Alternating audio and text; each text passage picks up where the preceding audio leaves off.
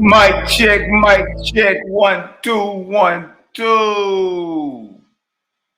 Mic check, mic check. 1 2 1 2. All praises to the ever-present Almighty Creator that always was, is, and never shall be. Yeah. It's about to get nuclear up in here. Y'all see the title of the Passover season, the curse of the lamb's blood. Oh my God, man. Sis say this is gonna be a rough one. Yeah. You know what I mean? But stick around though. Stick around, man. You dig? What's the worst that can happen? You find out you've been doing something wrong. You know what I mean? Y'all share this across all our, you know what I mean? Share this across all our groups and messengers, and you know what I mean? Hit the thumbs up, get the algorithm spinning in this deal, man. Let them know the gang been outside and still on that. You dig? Passover is upon us.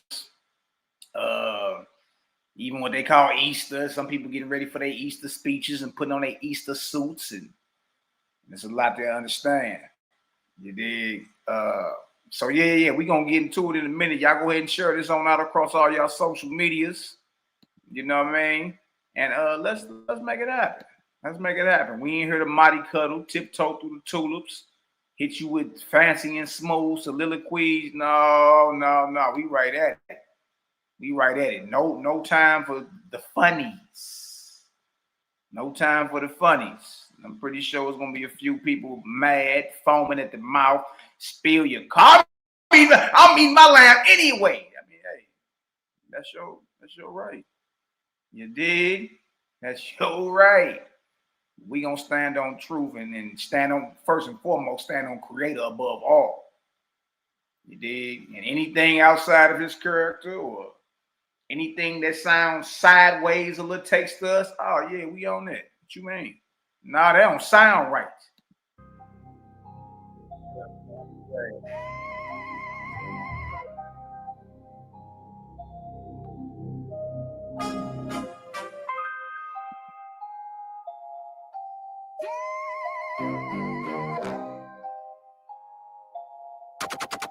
Yeah.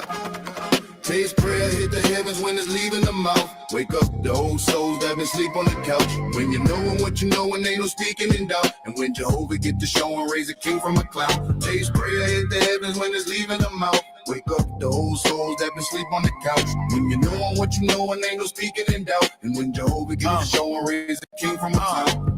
They pray deep where the pain don't hide. Down in the dirt where the hurt reside. He spoke one truth and the clouds slid wide, letting sun hit the block like a shift in the tide. They ask first, Father, make the unseen near, and the sky bow down just to make things clear. Teach me truth, let the pride disappear. Show me my flaws so the past steer clear. I seen broke hearts start breathing again. Seen doubts creep in when the spirit descend. When you call from the depth, ain't no falling back in. Jehovah raise you up, no Lord contends. Take away self, let the weakness confess. Turn a soul from the chaos to a place of rest. Seen a lost man stretch past the chains and the nets, cause the purpose stood firm under pressure and stress. Today's prayer hit the heavens when it's leaving the mouth. Wake up the old souls that been sleep on the couch. When you knowin' what you know and ain't no speaking in doubt. And when Jehovah get to show and raise a king from a cloud. Today's prayer hit the heavens when it's leaving the mouth. Wake up the old souls that been sleep on the couch. When you knowin' what you know and ain't no speaking in doubt. And when Jehovah get to show and raise a king from a cloud. I came from the low where the hurt sit deep, where the nights get long and the hope gets weak. But Tay's prayer hit, woke the pain out of sleep, made the whole hood feel what the wise ones speak. Make me strong in thee, and the chains fell down. Turn an unheard voice to a well-known sound. Fear is a thief, steady blocking your crown, but the truth punched through, knocked the lies to the ground. Light up the heart, ditch the self-made clout, make the inner man glow, cause he truly devout. Seen deep wounds close from the inside out, seen a man gain hope where he once had doubt. OSP gave game that the world don't teach.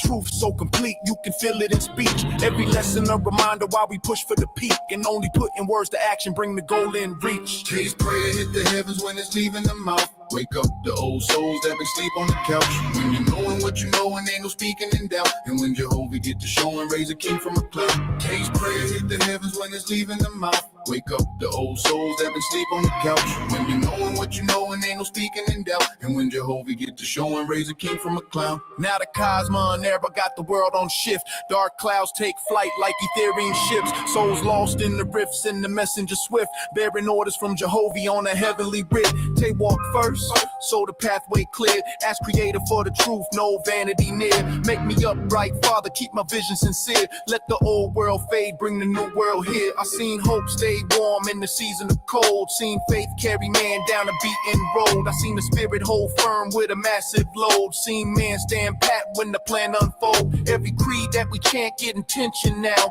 Every seed that we plant seek ascension now. Let Jehovah in your heart, ain't no stressing you out. Releasing all the tension that's been pressing you down. Today's prayer hit the heavens when it's leaving the mouth. Wake up the old souls that been sleep on the couch. When you knowin' what you know and ain't no speaking in doubt. And when Jehovah get to show and raise a king from a cloud. Today's prayer hit the heavens when it's leaving the mouth. Wake up the old souls that been sleep on the couch. When you knowin' what you know and ain't no speaking in doubt. And when Jehovah get to show and raise a king from a cloud.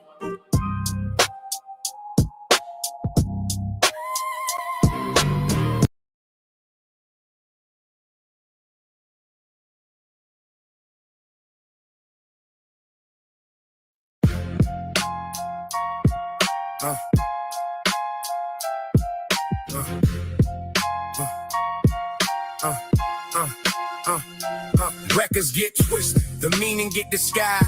Symbols get praised while the spirit get denied. The Lord's fourth book is OSB's guide to how over time the truth's turn into lies. Records get twisted. Records get twisted. Truth wasn't written, it lived and applied. Images carved, but they not what they imply. Copies get lifted and passed to the scribes. Hands on the script, but it slowly run dry. Circles and lines held the truth they can't hide. Pointing to the all, but reduced to a sign. Told not to seek it, just stay and comply. But light get diminished the moment it's tied. Priests in the center, the people outside. Words getting filtered before they even apply. Gatekeepers shaping what souls can't defy. Twist the truth in the text so the ego align. Nothing was said about looking inside. All of the noise outside keep the mind occupied. Truth was a whisper they learned to divide. Buried in the scriptures that were written in lies. Records get twisted, the meaning get disguised. Symbols get praised while the spirit get denied. The Lord's fourth book is OSB's guide to how over time the truth turned into lies. Records get twisted, the meaning get disguised. Symbols get praised while the spirit get denied. The Lord's fourth book is OSB's guide to how over time the truth turned into lies. Voices get carried and shift in the span. Truth leave the source, get reshaped by hand. Spoken outside, but not part of the plan. So hear it clear without the preaching of man. Leaders keep building the heavens they command. Guards along the path, so it passed through a brand. Teaching the code, so obedience stand. Blocking the truth from the masses caught up in the sham. Some start to notice it wasn't so grand. The rise and decline all across the land. Stories get buried, then uncovered in sand. Every time echo patterns they don't understand.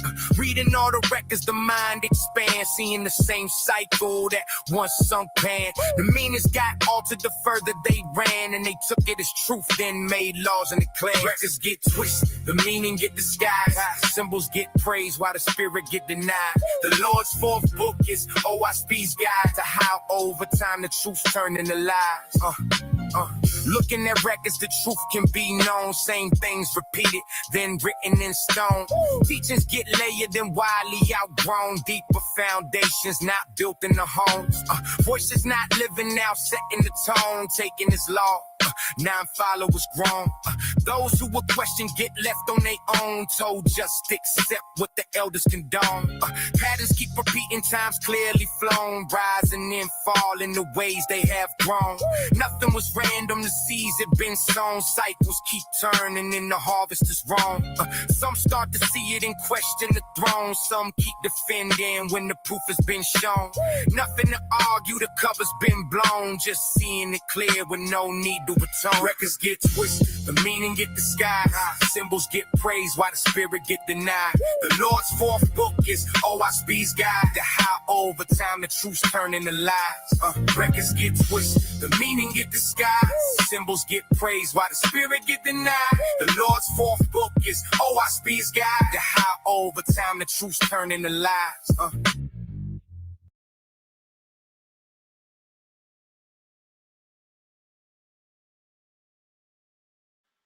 Oh, wait, boy. Oh, wait. Keep them tracks coming, boy. All praise to the ever-present creator. Hey, we got our own music. Dang, we got our own music in this deal, man. Much love to the fam. Much love to the chat. Shout out to the haters, jaw jackers, and naysayers. yeah. We love y'all too. Shout out to the Four Horsemen, man. Shout out to my brothers, Daryl Cosmon. Excellent presentation last night, my brother. Let me know when you want to swing through and favor and grace this channel over here too with that same presentation. You know it's all good. Y'all tap in on Cosmon Cal TV and check out Daryl's lesson last night, man. Fire, war above, war below. And there ain't no way, shape, form, or fashion is the Almighty Creator condoning any of this. Your Iran, your Israel, your United States, NATO, none of it. None of it. Excellent presentation, my brother. Way to keep that going. Shout out to my brother Daryl Cosmon. Shout out to my brother Cosmon Cal, the Cloud Kicker. Cosline Kruger. Shout out to my brother Selah Shalom. Peace to the family, man. You know what I mean? Who else we got up in the chat? We got the Cali Connect. My brother, Dreadful Cosmo. I was just asking about you last night, bro. Where my brother Dread at? Yeah, going on around here. Good to see you in the chat, bro. Love, light, and all that good stuff in between. I got my sister Global Purposes in the building. Much love, sis. Sister Tabitha Keon Cooper is in the building. Much love, much love, much love. Nazarene is seeing Faith is 777 in the building. Hey, y'all tapping on in, huh? Yeah, send this on out to your camp leaders, your pastors, your congregation leaders. Let them know we over here cooking, still cooking. And we gonna talk about it, all right? My brother Bishop X 777 FG Keezy all Daisy, my brother. Much love, all right? Much love and success to all the fam, man. Shout out to my brother Mike Yacht. Talked to his brother yesterday. On fire for the creator. Much love, much love, much love. Black World family. Y'all make sure y'all go like, subscribe, share. That's Selah Shalom's other YouTube handle. Out there putting in that pain and that work. 12 seasons in on Atlanta's Ugly. Y'all go support, man. Y'all go support. All right, who else we got up in here? We got the brother Jericho Soul Bender in the building. What's the word out? Much love, much love. My sister Anna's in the building. Much love, much. It's gonna be a rough one. My brother Prince Judah Vaughn. Prince Cosmine. What's the word, brother? Yeah. Y'all make sure y'all hit that thumbs up. Get us in, put us in the algorithm. What you scared of? Well, everybody shaking in their boots when the game be coming through, boy. Everybody get the stuttering, get the foaming at the mouth. Gregory Hines tap dancing. Nick Rose waking up, slapping the wig off their women's heads. It's like, bro, what is really going on, man? What's really going on? Shout out to my sister Jamia. DC is in the building. What's the word, sis? Much love. Much love to you and your fam. My sister Angelic is in the building. Michigan, stand up. Stand up. My brother Johnny James is in the building. Omaha, Nebraska, playing no games. My brother Yadai El Yon is in the building. Much love and light to you and the fam. You already know. See what else we looking like on here. Okay. Look like we can shout everybody. If I missed anybody, hold it to my head and not my heart. You know what I mean? I truly rock with every last one of y'all to get down. That's truly on this path of, becoming one with your maker. That's what we talking about. That's what we talking about. Let's go ahead and put some, some numbers and some axioms on it real quick. Don't nobody think we just, spewing stuff outside of our mouth. You already know what time it is. My brother Yahweh said, niggas, we hungry. Boy, about 5 years ago, we started telling bros, hey, you might want to get away from that flesh. But what you mean? Man, look, bro, I don't think the animals were created for you to be chewing on them. That's what I mean. But nigga, we gonna eat because nigga, we hungry. 2026 U.S. animal kill clock. This is just in the U.S. We got Great Britain over here we can go look at. We got Canada we can go look at. We even got a good old Australia. But right here in the United Snakes, that's since January the 1st, over 13 billion with a B. And count, that sucker going up by the thousands every couple seconds. Look at that. Good Lord. That just was a 4,000 animal jump. 3,000. Dang, another 4,000. Good Lord. Animals, over 13 billion, as y'all hearing the sound of my voice. Over 13 billion animals have been killed for food this year, just in the United Snakes alone. Look at all these chickens, though, boy. Look at it. Ain't nothing messing with that good old yard bird up. The only thing that come close to the good old yard bird, the chicken, is the fish. That's almost 4 billion. Look at the sheep. You dealing with sheep, you dealing with, goats and lambs. And like, what is it? Close to 8 million. It's a lot of death going on. A lot of death going on, you feel me? So we ain't just talking. This ain't just something that you can just sneeze at. And there's a lot of death going on in these slaughterhouses, and there's so much blood being spilled just to satisfy what, your palate? Is that what we talking about? Is that what we talking about? We're going to talk about it today. We're going to talk about it, all right? We's going to talk about it. Dang. Oh, wait, y'all see it right there?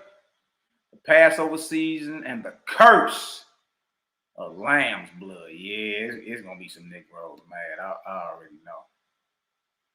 You know what I mean? Now, Cal, don't think, brother. Don't think, brother. You know it's about to be some deities fall tonight. You know, my brother say, sheesh. Yeah, that's a lot of killing, man. That's a lot of flesh, a lot of blood being spilled, all because you say you hungry. That's right. Our burnt offerings are still happening. Man, they better leave us alone. If you knew what was best, you know what I mean? All right, so let's get into this right here. Let me see if I can do it like this real quick. Shout out to the CGG. Shout out to the brothers and sisters.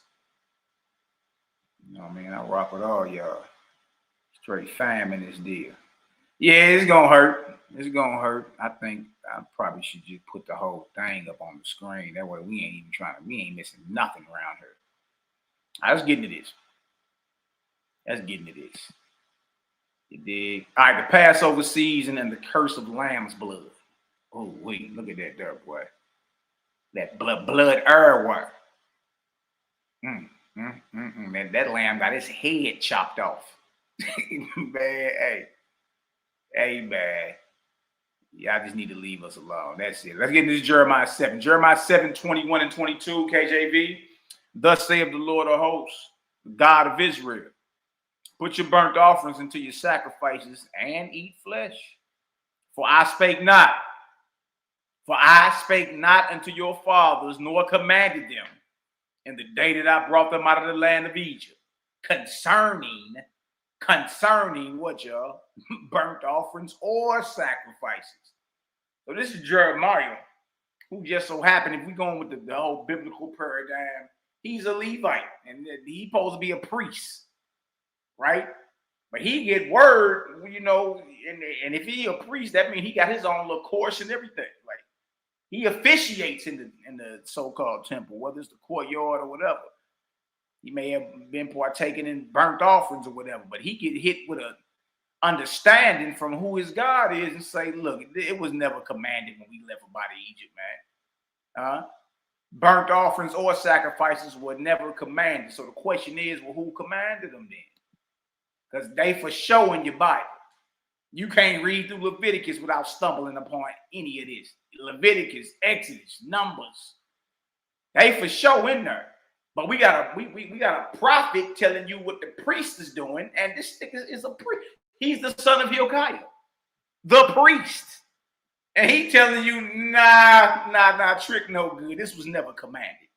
All right, so look, this book right here you see up on the screen is the Holy Bible, but it's the Peshitta, which is older than your Aramaic. That's what your King James. Your Old Testament and your King James Bible is Aramaic, is your Masoretic, should I say. It's your Masoretic text.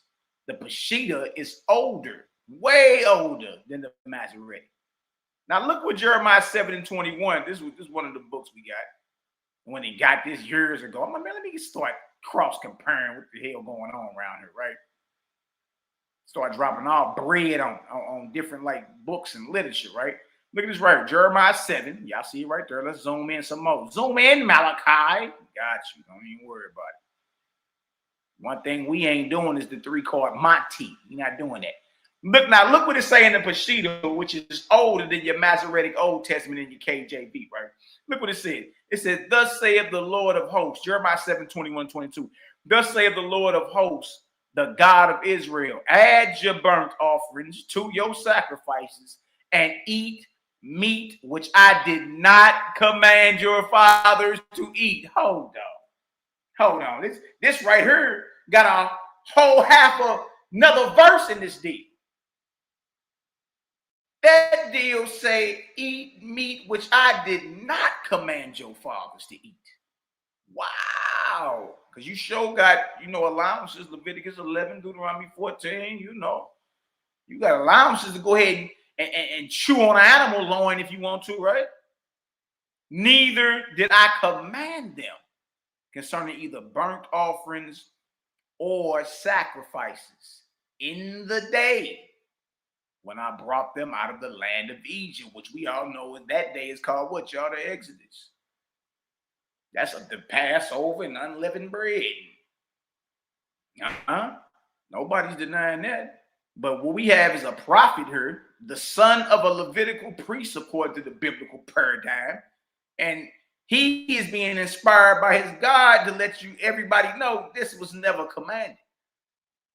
It was never commanded for your burnt offering sacrifices or to be flesh chewing.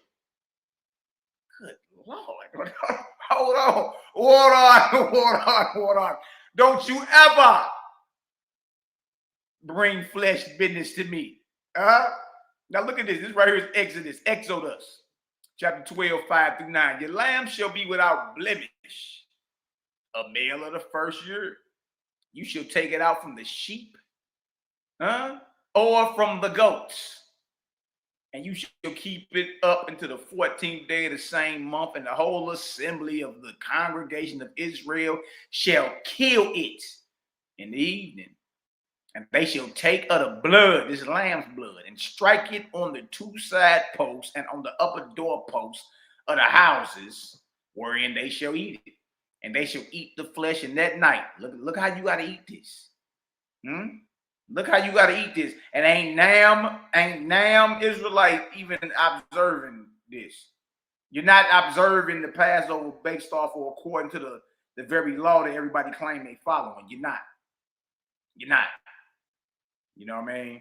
And there's certain provisions and all that that have to be fulfilled too in order for you to even partake in this. Look, and they shall eat the flesh in that night, roast with fire and unleavened bread and with bitter herbs. They shall eat it. Eat not of it. Eat not of this lamb, or eat not of it raw. So no steak tartare, right?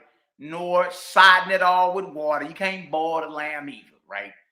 Well, how you got to eat it, Malachi? You got to roast this sucker with fire. His head, his legs, and with the purtenance thereof. The purtenance? What do you mean the purtenance, Malachi? Well, let's just look at a different version. Let's cross and compare. We can get it. Do not eat any of it raw, cooked in boiling water. But only roast over fire. Its head as well as its legs and who? Inner organs. Do y'all know you got to eat lamb chitlins? You got to eat the organs, lamb liver.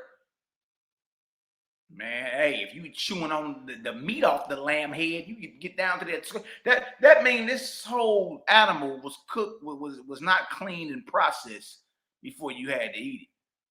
There were no organs cut out. There was no type of, no type of processing to make sure it's clean and able to cook. You got to eat this sucker whole. And you got to eat the organs. You got to eat the organs of the lamb, the Passover lamb. Malachi, the Passover ain't a sacrifice per se. Who told you that?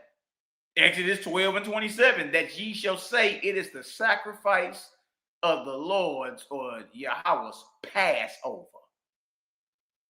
It is a sacrifice. And if Jeremiah is saying that it was never commanded, it was never commanded, suggested, not by the Almighty. Not by the Almighty. So that means we dealing with a man-made tradition. A man, or assemblies of men came up with this whole understanding of all these lambs being slain and eaten And blood, protected by the blood. Now, let's get into this, because I find it quite ironic. It's like, okay, well, if the Almighty didn't command this, then who did? And is there anything else similar going on with the nations around them, including the Canaanites?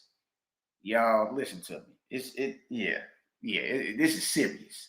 Ancient Israelite versus ancient Canaanite religious parallels. You sit down? Now, I hope you're sitting down. Now, I hope you sit down, man. Look what we're dealing with. We're dealing with high holy days, feast days, temple worship, and sacred space. Oh my God, bro. This look, come on now. So you already in the land of Canaan. That's supposed to be the promised land. You already using Canaanite script. That's what these people call Paleo Hebrew. You already share gods with Canaan. Even if you don't think it's the same one, at least in name, El is a Canaanite god, the chief deity of the Canaanite pantheon. You got Baal. There's even a Yahweh worship. So you already share geographical locations with these Canaanites. You already shared the names of gods with these Canaanites. You mean to tell me when it comes down to these high holy days, like the Day of Atonement, Yom Kippur, like the Passover, unleavened bread, you mean to tell me like the first fruits and the ingathering and you mean to tell me you share all this with these folks? Interesting. Very, very, very interesting. Sacred space and temple worship, holy of holy concept. What? Now this right here is a Canaanite temple.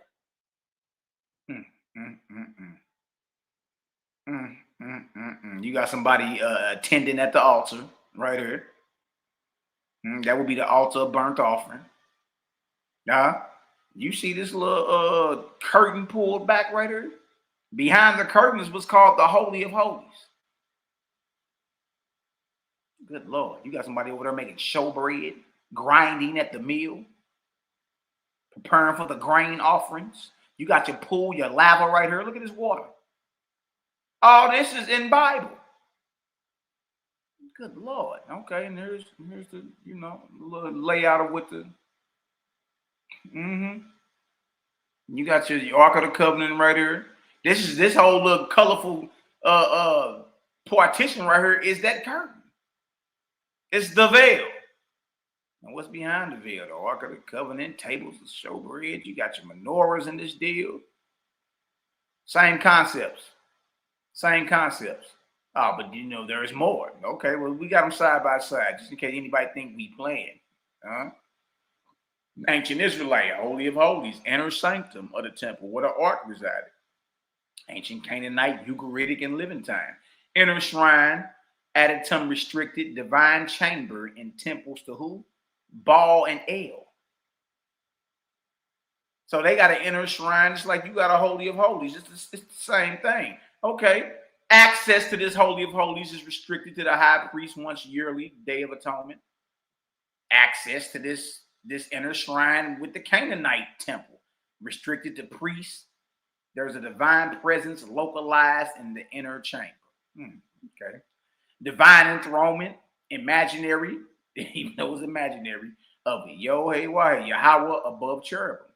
Over on the Canaanite side, divine enthronement of El/Baal in temple sanctuaries. Okay, what are your sources? Everybody arguing about sources. Okay, we'll give them to you. Hebrew Bible, 1 Kings 6 and 16. And he built 20 cubits on the sides of the house, even for the oracle, even for the most holy place. Ugaritic text, KTU 1.4, verses 6 through 9. A house shall be built for Baal, a court within his palace. What? Let's get into the spring sacrificial festivals, Passover and Zukru. The Canaanites got a festival at the same time you got your Passover called the Zukru festival. Huh? At the same first month, huh? At the same time, you either having it or getting prepared to have your Passover. Your little Canaanite neighbor who worship El or Baal is doing almost identical to what you doing. Remember, Jeremiah said this was never commanded. But we do see nations of men, or other nations that live next door to you. You in their land, doing the exact same thing you doing. We got a problem, man.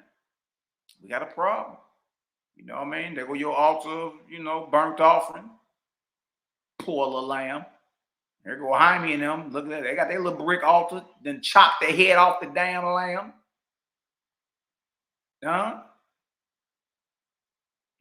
Well, let's look at it. Let's look at the ancient Israelite Passover or Pesach and the ancient Canaanite Zukrut festival. Emor Ugarit. Okay. Well, Nisan or Abib is the month, which is the first month. We're going into spring. Right? 14th day. Look at this Canaanite festival called the Zukrut Festival. Month. First month. Spring, similar agricultural cycle. Hold on. Central act, lamb sacrifice plus communal meal. Central act for the Canaanites is animal sacrifices plus communal feasting. Okay. On the Israelite side, blood applied for divine protection. Exodus narrative. On the Canaanite side, offerings presented to secure divine favor or blessing. Okay. Israelite side, household base plus later temple-centered observance. Canaanite side, citywide ritual with priestly mediation. Primary sources, Hebrew Bible, Exodus 12, 6-7. And you shall keep it up until the 14th day. And the whole assembly shall kill it, and they shall take of the blood and strike it on the two side posts. The Emor text, Zukrut Festival, text Emor, 6373. It says right here, in the first month they perform the Zukrut. Offerings are made before the gods. Translation summaries from Emor ritual tablets. See additions in Daniel Fleming. The installation of Baal's high priestess at Emor, pages 140 through 160. Okay, well, let's get into the pilgrimage and agricultural feast cycles. Look at this. Giving God our first fruits. Look at this monstrosity right here, boy. You mess around and put the babies up. Hey, what's really going on? You don't know what this thing is. Let's get into it. Ancient Israelite feasts, ancient Canaanite parallels. Feast of Unleavened Bread, which is coming up in a couple days. Nisan or Abib, first month. Spring on the Canaanite side, spring agricultural purification rites. Next Feast of Weeks, Shavuot, wheat harvest. Or what some call first fruits. Ancient Canaanite parallels. First fruits offerings tied to Baal, fertility cycle. So you got your spring feast, your summer feast, right? And then what's your autumn or your fall feast? Feast of Tabernacles or Sukkot, your end gathering. On the Canaanite side, autumn harvest festivals honoring storm and fertility gods. Primary sources, Hebrew Bible, Exodus 23, 14 through 16. 3 times, remember this, 3 times shall you shall keep a feast unto me in the year. The feast of harvest and the feast of ingathering. And also, you got your unleavened bread and all that. Now watch this. Ugaritic text, offerings to Baal in the time of harvest.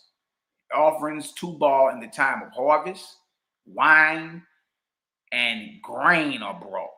So you got to appear before Baal 3 times a year too, just like you got to appear before Yahweh in the same land at the same times. Spring, summer, fall. Well, what about the Day of Atonement? Malachi sins.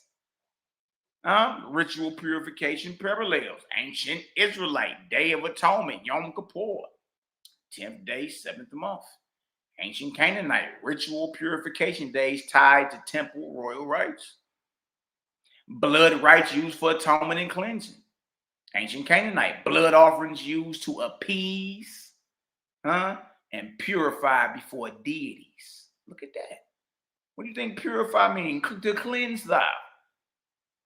What you mean to appease before the deities? So your deity don't be angry at you. He want him some blood. Watch this. On the Israelite side, removal of sin, scapegoat ritual. Yeah, when they put they hand on the head of Azazel, that's the name of the scapegoat. The name of a damn fallen angel, Azazel. Now look on the Canaanite side, removal of impurity through offerings and ritual acts. Primary sources, look, Hebrew Bible, Leviticus 16 and 30. For on that day shall the priest make an atonement for you to cleanse you. Ugaritic text, KTU 1.40. A sacrifice for the removal of sin and impurity before the gods. Hold on, man. Hold on. Now, remind you, these your neighbors in the land of Canaan. You share the names of some of their gods, you and their land, you share their script, you dig? And even your feast days and high holy days and days of atonement, all these deals mirror each other. Key observed similarities. Summary. Seasonal timing. Both cultures structured festivals around spring or the new year, agriculture, and harvest cycles. Sacrificial system. Animal offerings central to divine relationship. He want them some blood. Communal meals. Ritual, feast, and reinforced covenant/community. Temple structure. Both had inner sanctums or a holy of holies. Both have a holy of holies. Both had inner sanctums representing divine presence. Priestly mediation. Priests acted as intermediaries between people and deity. Purification rituals. Blood and offerings. Hold on. Blood and offerings used symbolically for cleansing or protection. You got to spill some blood, boy. You gotta spill some blood. Dang, son. Well, let's get into this book of Amos. Book of Amos, chapter 5, 21 through 26. I hate, and this is supposed to be biblical God talking right here. I despise your feast days. Good night, boy. Hold on. Dang. Hold on, man. Hold on, man. Water on. So if the Creator gave the feast days, why is he hating and despising them?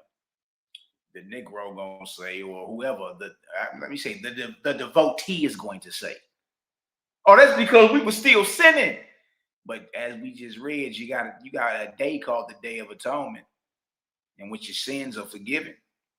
You just got to show up and get a deity his blood, his offerings. That's what I'm saying. So if all this was given by the Almighty, then why is he saying here he hates something he gave you, despite of how you act? What you mean? Oh, that's because we sinning, so I hate what I gave y'all. No. How about it was never given? It was never given by the Almighty. That's hard for a lot of people to swallow, boy. They not really, man, they like, what? So look what this book of Amos, and remember, Amos is the father of Isaiah the prophet. Look what Amos say. I despise your feast days, and I will not smell in your solemn assemblies. Though you offer me burnt offerings and your meat offerings, I will not accept them. Look at this. Neither will I regard the peace offerings of your fat beast. I don't want none of that y'all over there doing. Well, why not? Why not? What's wrong? These things were given by. They're all in Leviticus. You got your peace offerings in Leviticus. You got your burnt offerings in Leviticus. You got your grain offerings in Leviticus. What is he doing hating them? If he gave them, if he ordained them, why would the Almighty turn around and say, I hate and despise them? Though you offer me burnt offerings and your meat offerings, I will not accept them. Neither will I regard the peace offerings of your fat beasts. And then when you get into the whole ritual, the burnt offerings and the peace, it's brutal. It's a lot of blood that got to get shed, but a lot of throats got to get slit. And remind you, y'all, this stuff going on for thousands of years, twice a day for the most part. I don't even think there's enough animals in the world. Like, what is you? Look at it. Look what he say. Take thou away from me the noise of your songs. You all that Passover rapping. I done been there. Singing. Take thou away from me the noise of your songs, while I would not hear the melody of your vows. You over here singing and thinking this got to do with the Almighty. It don't. Look, but let judgment run down as waters, and righteousness is a mighty stream. Verse 25. Have you offered unto me sacrifices and offerings in the wilderness 40 years, O house of Israel? That's a question. The answer, but you have borne or carried the tabernacle of your Molech and Chiun, your images, the star of your God, which you made to yourself. There's a lot of yours in there. Even back up here in 21, I despise your feast days. These are not the Creator's feast days. These are not the Creator's feast days. Wow, and your neighbor in Canaan is observing and offering up the same type of sacrifices to El and Baal. You got right here. I despise them. So you offer me burnt offerings and your meat offerings, I will not accept them. Neither will I regard the peace offerings of your fat beasts. Take thou away from me the noise of your songs, for I will not hear the melody of your vials. This ain't got nothing to do with the Almighty.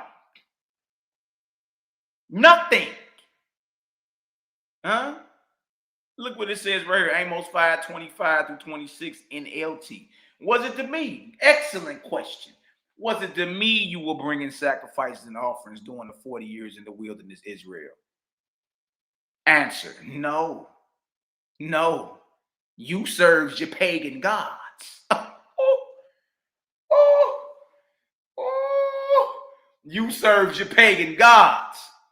Sakuth, and that's crazy because the Hebrew name for the Feast of Tabernacle is Kag Sakuth.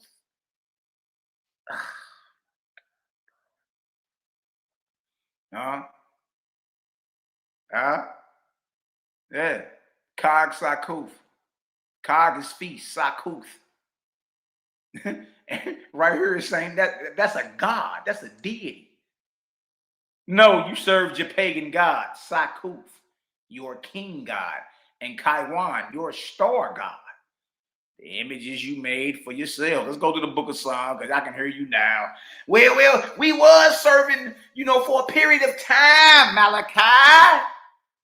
We was serving false gods, but not the whole time. I can hear the distaste over the airwaves. I can hear the denial over these airwaves. And we in Bible. Y'all scared of Owaski. Y'all scared of the Nazarene scene. We writing Bible. It should be Nam, N-A-M, Nam body. Mad about this. This ain't according to the Creator gang. This ain't according to Malaki Macabee. You gotta deal with the prophets on this. Now, hey, it may be your job to be, an apologetic and try to make a square, a circle, or an apple or orange, and try to make things match up that are clearly, on the opposite ends of the spectrum. That's not my job. I'm more critical in my approach. I critically examine everything I read. You feel me? And if it don't add up, it just don't add up. A square ain't a circle, Johnny. Look at this. Well, just for a few years, we was worshiping false gods. Only for a few years. Look what it say in the book of Psalms. Psalms 95, 8 through 10. Harden not your heart, as in the provocation. Huh? As in the day of temptation in the wilderness. When your fathers tempted me, proved me, and saw my work. 40 years long. Well, according to the biblical narrative, you was in the wilderness 40 years walking in a circle. 40 years long was I grieved with this generation and said, it is a people that do err in their hearts, and they have not known my ways. Remember, in Amos, he kept saying, your gods, your feasts, your this, your that. This ain't got nothing to do with me. I hate and despise what y'all doing. Them your songs, your vibes. Well, if you didn't know the Creator's ways, well, whose ways did you know? Hold on. We ain't got to go back up far. Was it to me you were bringing sacrifices and offerings during the 40 years in the wilderness, Israel? No. You served your pagan gods. You served your Canaanite gods and your Egyptian gods. Good night, boy. Good night. It's really going to make you... Now you got to get into, okay, well, dang, when was all this stuff added then? Because if it wasn't there from the jump, then now you got to get into when and how the Bible was compiled.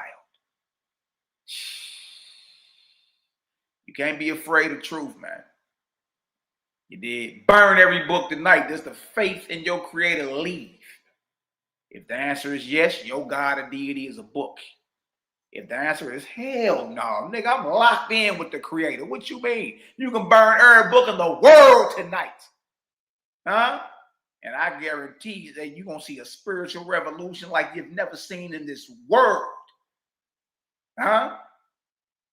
Oh, wait. So the ways that you knew were your Canaanite gods and your Egyptian gods, you ain't know the Creator's way. He just said, they have not known my ways. Look, for 40 years, I loathed that generation. For 40 years, I loathed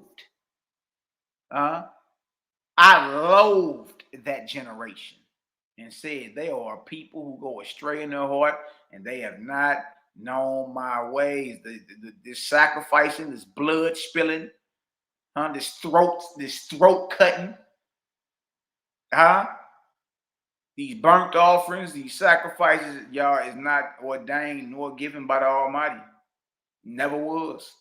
So now you got to take it a step further and say, well, how could Jesus come and die and replace a sacrificial system that his Father never gave? And Jesus is the sacrifice. How about our brother was murdered? How about that? How about you just come on outside and say, nah. Y'all murdered this man. This man had the light of the Creator on him, and true about this, was unwavering and didn't flinch at death. Y'all murdered this man because he told you the truth. And you gonna let somebody like Paul of Tarsus come around years later, you dig? It's true about this, who has the earliest writings in your New Testament? And get to talking to you about how Jesus is the blood of Jesus and the sacrifices and man, look, if the Creator never gave this, then how could who you call his son die and be a foreshadow of a system that was never given anyway? Yeah. I'm tripping. You may not be. I'm tripping. Let's go to the book of Isaiah. This is easy work.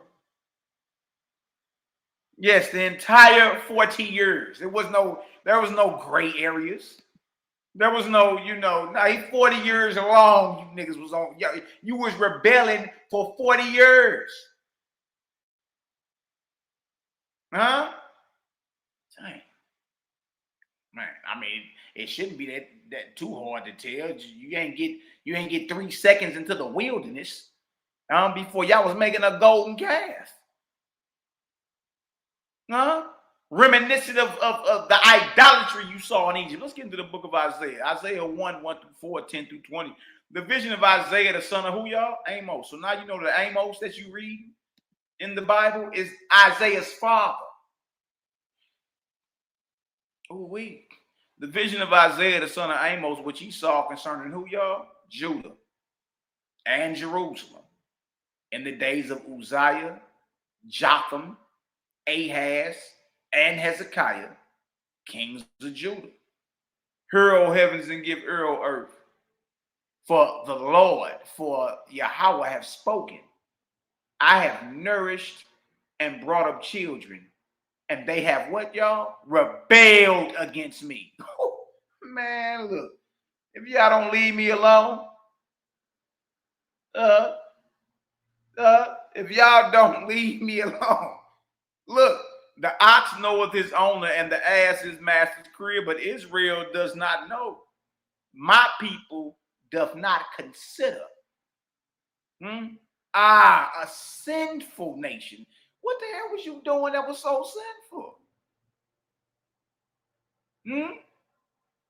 The obvious answer is, you was dealing with false gods. By doing what? How are the false gods worshipped, Johnny? How are the false gods worshipped, Jack? How? What was you doing?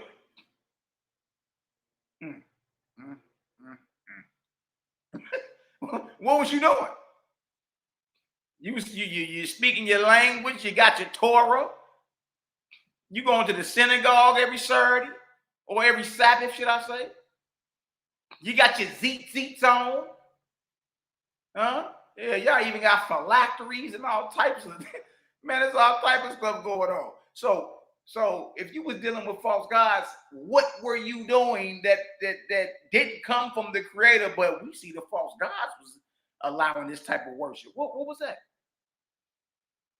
Because right here, he say a sinful nation, a people laden, covered with iniquity, a seed of evildoers. Oh, don't worry, you about to find out in this Isaiah what you was doing. A seed of evildoers. Meaning evil is being practiced. Look at this. Children that are corrupters. They have forsaken Yahweh. They have provoked the Holy One of Israel unto anger. They are gone away backward. By doing what? What was you doing? And look, you were so backwards in your understanding. You were so dark, no light, right? Look what you get called. Look what you get called. Hear the word of the Yahweh the Lord, ye rulers of Sodom. Don't forget, this is about Judah in the days of Uzziah, Jotham, Ahaz, and Hezekiah, kings of Judah. And guess what the Creator or the Almighty is calling these Judites in Jerusalem during the days that Isaiah was prophesying? From the rulers or the kings on down, Sodom and Gomorrah. Even though Sodom and Gomorrah had already been incinerated with brimstone back during the days of Abraham. This is hundreds of years later, if not 1,000 or so. But notice that the rulers in Jerusalem and the people in Jerusalem are being compared to Sodom and Gomorrah. Look at this. Look what it says. To what purpose is the multitude of your sacrifices unto me? When you ask somebody, what you doing that for? What's the reasoning behind all this? To what purpose is the multitude of your sacrifices unto me? Saith the Lord, I am full of the burnt offerings of rams and the fat of fed beasts. And I delight not. And I delight not, meaning I delight not in the blood of bullocks or of lambs. Passover, right? Or of he-goats. Passover too. Negroes be eating cow, lamb, and goats at Passover. I don't delight in the blood of bullocks or of lambs. Well, hold on. You got a story about lamb blood. And that's you covered by the blood of the lamb. But Isaiah is saying what his father Amos was saying. It's the same inspiration. I don't like the blood of lambs and bullocks and goats. What are y'all? What's up with this? And don't forget what Jeremiah say, it was never commanded. Look at this. Look what 1:11, Isaiah 1:11 say in the ESV. What to me is the multitude of your sacrifices? All this blood and dead flesh, says the Lord. I have had enough of burnt offerings of rams and the fat of well-fed beasts. I do not delight in the blood of bulls or of lambs or of goats. Verse 12. When you come to appear before me, whoever required this at your hand to tread my courts? Verse 12, ESV. When you come to appear before me, who, trip off this, who has required of you this trampling of my courts? Who told you to even do this? Don't forget, Jeremiah said it was never commanded. Amos said you were serving your pagan gods. Talking about you bringing all this to me. And now Isaiah is asking, who told you to do this? Who told you to do this? Look what this say. Bring no more vain, worthless oblations. Incense is an abomination unto me. They burning incense to the Lord, right? Thinking it's a requirement in the temple. No, that's what they doing over there, messing with Baal and El and them. Bring no more vain oblations. Incense is an abomination unto me. Watch this. The new moons and Sabbaths, the calling of assemblies, I cannot away with. It is what? Iniquity. Even the solemn meeting, he calling all that. The Israelites love the claim they doing. The law, Negro sound like Judge Dredd. The law. He right here through Isaiah saying, man, oh, that's iniquity to me. It's iniquity. Iniquity means sinful. Look at this. Look what 14 say. Your new moons and your appointed feasts, my soul hateth. They are a trouble unto me. I am weary to bear them. It don't sound like the Almighty. You know what I mean? It don't sound like the Almighty. Not only did he not give any of this, he ain't cool with none of it. Look at this. And when you spread forth your hands, I will hide mine eyes from you. Yea, when you make many prayers, I will not hear. Your hands are full of blood. Whose blood? Whose blood? Hold on. Verse 11. What to me is the multitude of your sacrifices, saith the Lord. I have had enough of burnt offerings of rams and the fat of well-fed beasts. I do not delight in the blood of bulls or lambs or of goats. Back to 14, back to 15. When you spread out your hands, I will hide my eyes from you, even though you make many prayers. I will not listen. Your hands are full of blood. Literally. You sacrificing and cutting the necks and throats of all these animals. I'm talking about this is what the Lord requires. And he telling you right through his prophets, I ain't never commanded. I hate what you doing. Look, even when you pray to me, I won't hear you. Well, why? Look how much blood is on your hands and in your hands. Look how much bloodshed is in your heart. He ain't even finna hear what you talking about. You got too much blood on your hands. Huh? Look at this. Verse 16. Wash you.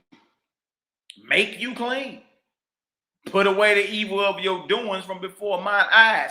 Cease to do evil. He's calling all this evil, y'all. The sacrificing. Huh? The organ cutting. The throat slitting. The blood sprinkling. He's calling this evil. He's saying, look, wash up and clean up, man. Put away the evil of your doings from before my eyes and stop doing evil. Stop killing all these animals, talking about some niggas because we hungry. The animals were not made for you to chew on them. They were made to enjoy creation just like you was. Under the constant threat of a slaughter. Or the chewing on something. Look what he say. Learn to do well. Seek judgment. Relieve the oppressed. Judge the fatherless. Plead for the widow. Be stand up for once in your life. Come now, let us reason together, saith the Lord. Though your sins be as scarlet, they shall be as white as snow. Though they be red like crimson, they shall be as wool. If you be willing, if you do what's right and good, stop doing all that evil and spilling all this blood and chewing on all this flesh.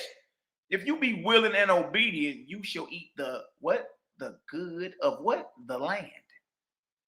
But if you refuse and rebel, you shall be devoured with the sword. For the mouth of the Lord has spoken it. Look at this 19 and 20 in a different version, NET. If you have a willing attitude and obey, then you will again eat the good what? Crops of the land. Your food is what you grow, not what you kill. That's not food. It's not food. It's not food. If you have a willing attitude and obey, then you will again eat the good crops of the land. Not all these animals that we just looked at. It's been 13, almost 14 billion animals killed since January 1st for food. Don't forget, he said you a seed of evildoers, a sinful nation. You have gone away backward. You got blood on your hands. Who even told you to come pray to me like this? Who told you this? Who? If you have a willing attitude and obey, then you will again eat the good crops of the land. Your food is what you grow, family. Okay? But if you refuse and rebel, you will be devoured by the sword. Know for certain that the Lord has spoken. Good night, boy. Okay. Look what it said right here. He that kills an ox is as if he slew a man. Yeah, you learn to kill by killing animals. Yeah. He that kills an ox is as if he slew a man. He that sacrifices a lamb as if he cut off a dog's neck. He that offers an oblation as if he offered swine's blood. He that burneth incense as if he blessed an idol. Yea, they have chosen their what? Own way. This ain't got nothing to do with the Creator. Y'all, these are rituals, rites, and ceremonies to false gods. And you got prophet after prophet telling you, look, what are y'all doing, man? The temple was a slaughterhouse. Them little white garments them priests got on by the time they get done with a day of slaying, man, it look like they've been treading the wine press. Man, it look like they've been in the wine press stamping on grapes. All the garments spotted, the garments are full of blood.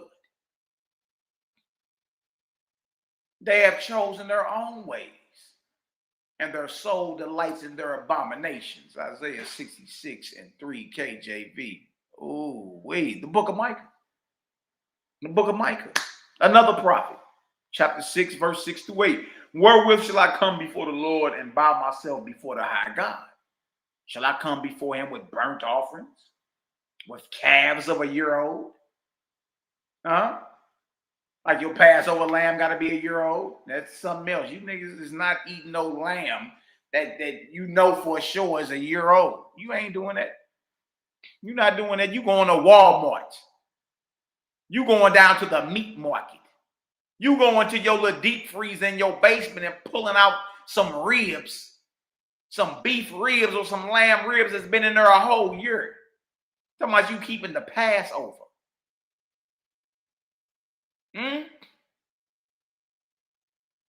Shall I come before him with burnt offerings, with calves of a year old? Will the Lord be pleased with thousands? Y'all, this stuff was going on, y'all, I'm talking about, y'all, twice a day for thousands of years. Will the Lord be pleased with thousands of rams or with 10,000s of rivers of oil? Shall I give my firstborn for my transgression, the fruit of my body for the sin of my soul? He hath showed thee, O man, what is good. And what doth Yahweh require of thee but to do justly and to love mercy and to walk humbly with your God? You see that?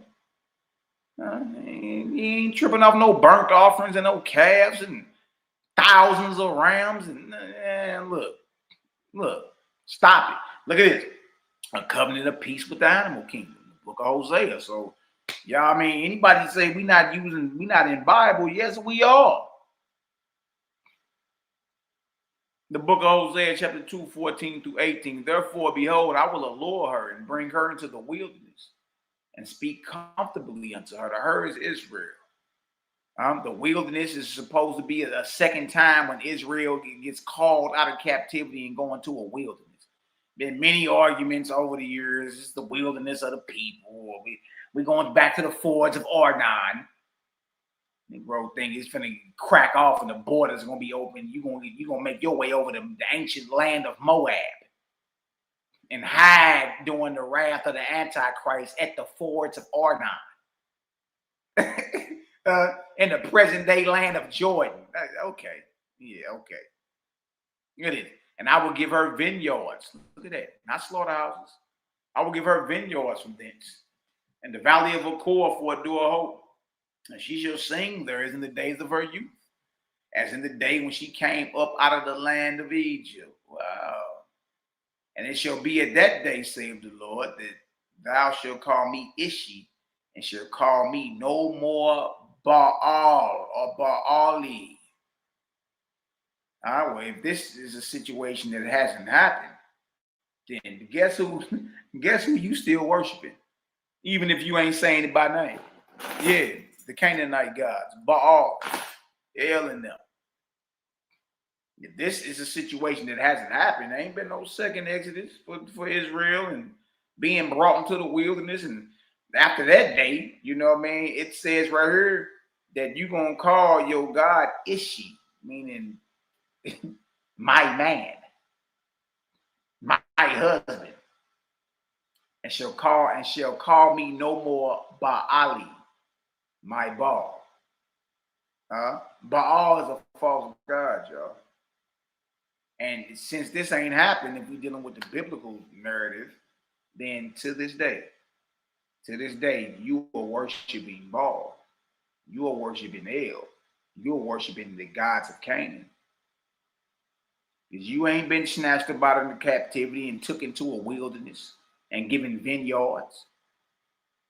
When that happened, guess what? The names of Baal or the Baalim, the Canaanite pantheon, will be destroyed out of your mouth.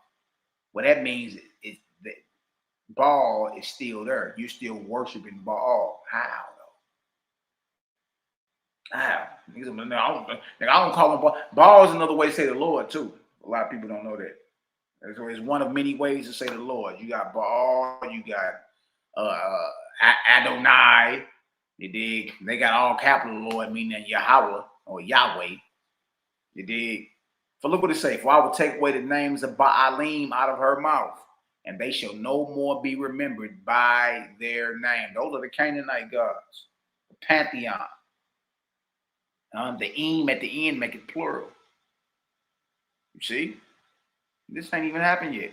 And if this ain't happened, that means the Israelites are still up under the auspices and the vibration and inspiration, y'all, of the gods of Canaan. Man. And in that day, I will make a covenant for them with the beasts of the field and with the fowls of heaven and with the creeping things of the ground. And I will break the bow. What you mean, like your bow and arrow? Yeah, your weapons of war. And the sword and the battle out of the earth, and will make them man and beast, man and animal kingdom, and will make them to lie down safely. And notice your weapons that can be used to hunt.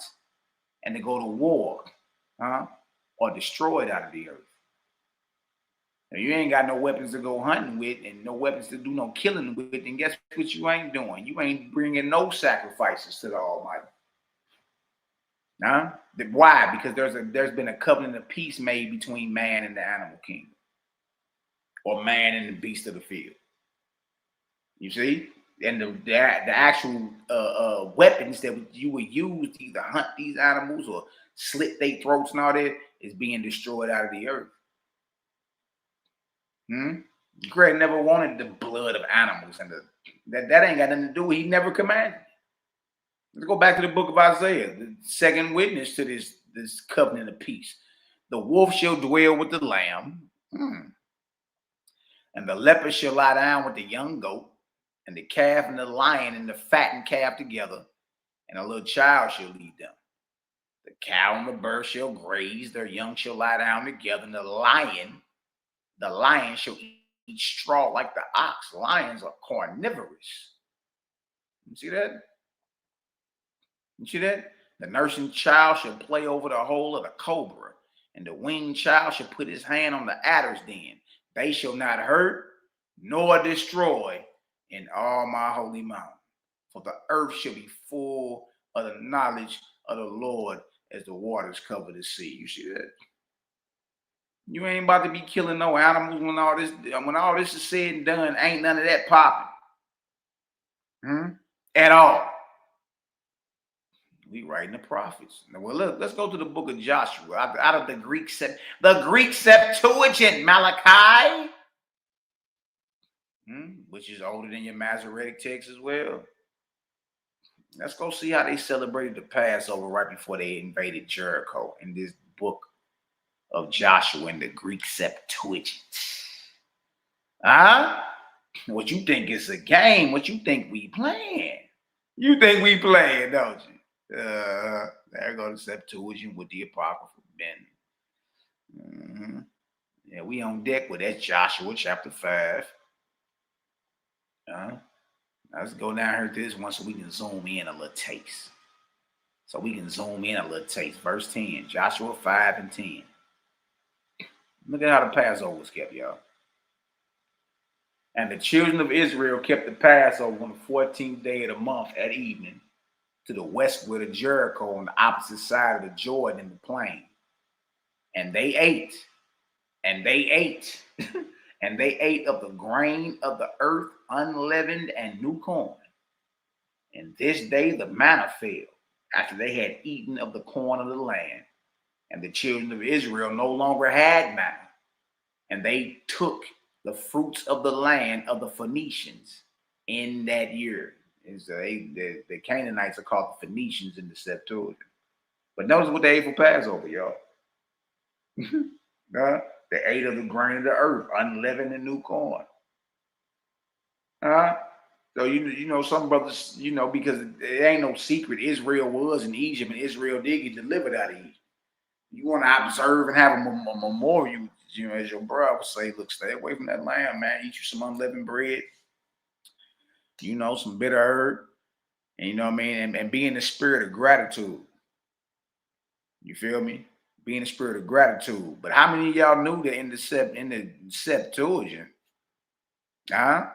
Joshua chapter 5, verses 10 through 12, there's a Passover being kept, and there ain't not piece of lamb flesh. Not nam piece of lamb's flesh. And they bicuspids and molars.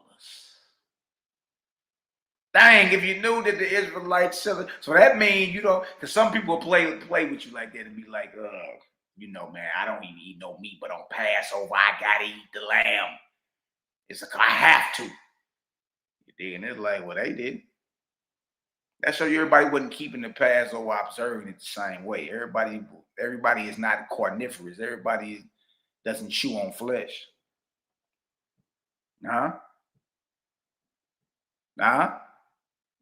Look, when I first looked at that, I said, there it go. There it go. They not even chewing on no, there ain't none of that cracking at all. They ate unleavened bread. Dang, son. Dang. What about Daniel? What about Daniel, Malachi, another prophet? I mean, Jeremiah, Amos, Isaiah, Micah, Hosea, Psalms, Micah. Now we in Daniel, the book of Daniel. Who knows what month and through what days of that month is the Passover observed? Who knows? Who knows? It's the first month, all right, 14th day at evening to the 21st day at evening. And you got plenty of brothers and sisters that still observe Passover in captivity. All right? But look what Daniel did. Daniel chapter 10, 1 through 4. We read right over this, man. You read right over this. You have the month of Abib, or the first month. Some the Babylonian name for it is the month of Nisan. Like your car. My brother Dre said they was making tortillas. You heard me? Look at this. Now check this out. Daniel 10, 1 through 4. In the third year of Cyrus, king of Persia, a thing was revealed unto Daniel, whose name was called Belshazzar. And the thing was true, but the time appointed was long. And he understood the thing and had understanding of the vision. In those days, I, Daniel, was mourning 3 full weeks. I ate no pleasant bread, neither came flesh nor wine in my mouth. Neither did I anoint myself at all till 3 whole weeks were fulfilled. And in the 24th day of what month? The first month. Well, if he done fasted 3 full weeks, them 21 days off that first month. And the Passover is from the 14th day to the 21st day. And notice what he said. I ate no pleasant bread, neither came flesh nor wine in my mouth. All 3 things for the Passover. Unleavened bread. Flesh is the lamb or the goat. And then you get your cup of wine and all that. Daniel was a slave in Babylon. And instead of partaking in the Passover as a captive slave, because the Torah tells you can't offer the Passover in all your gates wherever you at. You got to come to Jerusalem. Negroes ain't going to Jerusalem for Passover. And even if you did, ain't no temple standing and there are no priests officiating at the altar. Trick no good. Trick no good. Daniel knew what the Torah said, but it seemed like today we try to make excuses. You keeping the Lord's Passover and you in Brooklyn, you in Watts, you in Houston, Texas, talking about you keeping the Passover, and look, run around here and call yourself a slave, and we in captivity and bond. Well, Daniel was in captivity in Babylon, and he abstained from eating the Passover. How do we know? He just said, I ate no pleasant bread, neither came flesh nor wine in my mouth. Neither did I anoint myself at all till 3 whole weeks were fulfilled. And in the 24th day, the 24th day of the first month, and this is when he get to having his vision and all that. But this is after he fasted for 3 weeks in the first month. You see? That means he skipped Passover then. Here you go as claiming to be a slave and, not living in your promised land. And nigga, we about to go get us some lamb from Walmart, lamb from Costco's. You got the nerve to call the Passover lamb, you dig? And you ain't going to Jerusalem. You don't know if your lamb is a year old. You dig? There ain't no priest officiating at the altar for make the sacrifices. And now, how about we do what Daniel did? How about we do what Daniel did? Abstain from it. Nigga, I'm eating my lamb.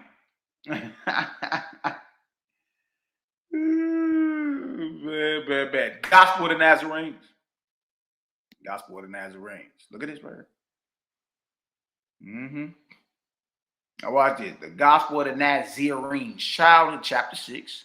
Childhood and youth of Jesus the Nazarene. Let's see how Pesach was observed by those who don't even get down with the flesh.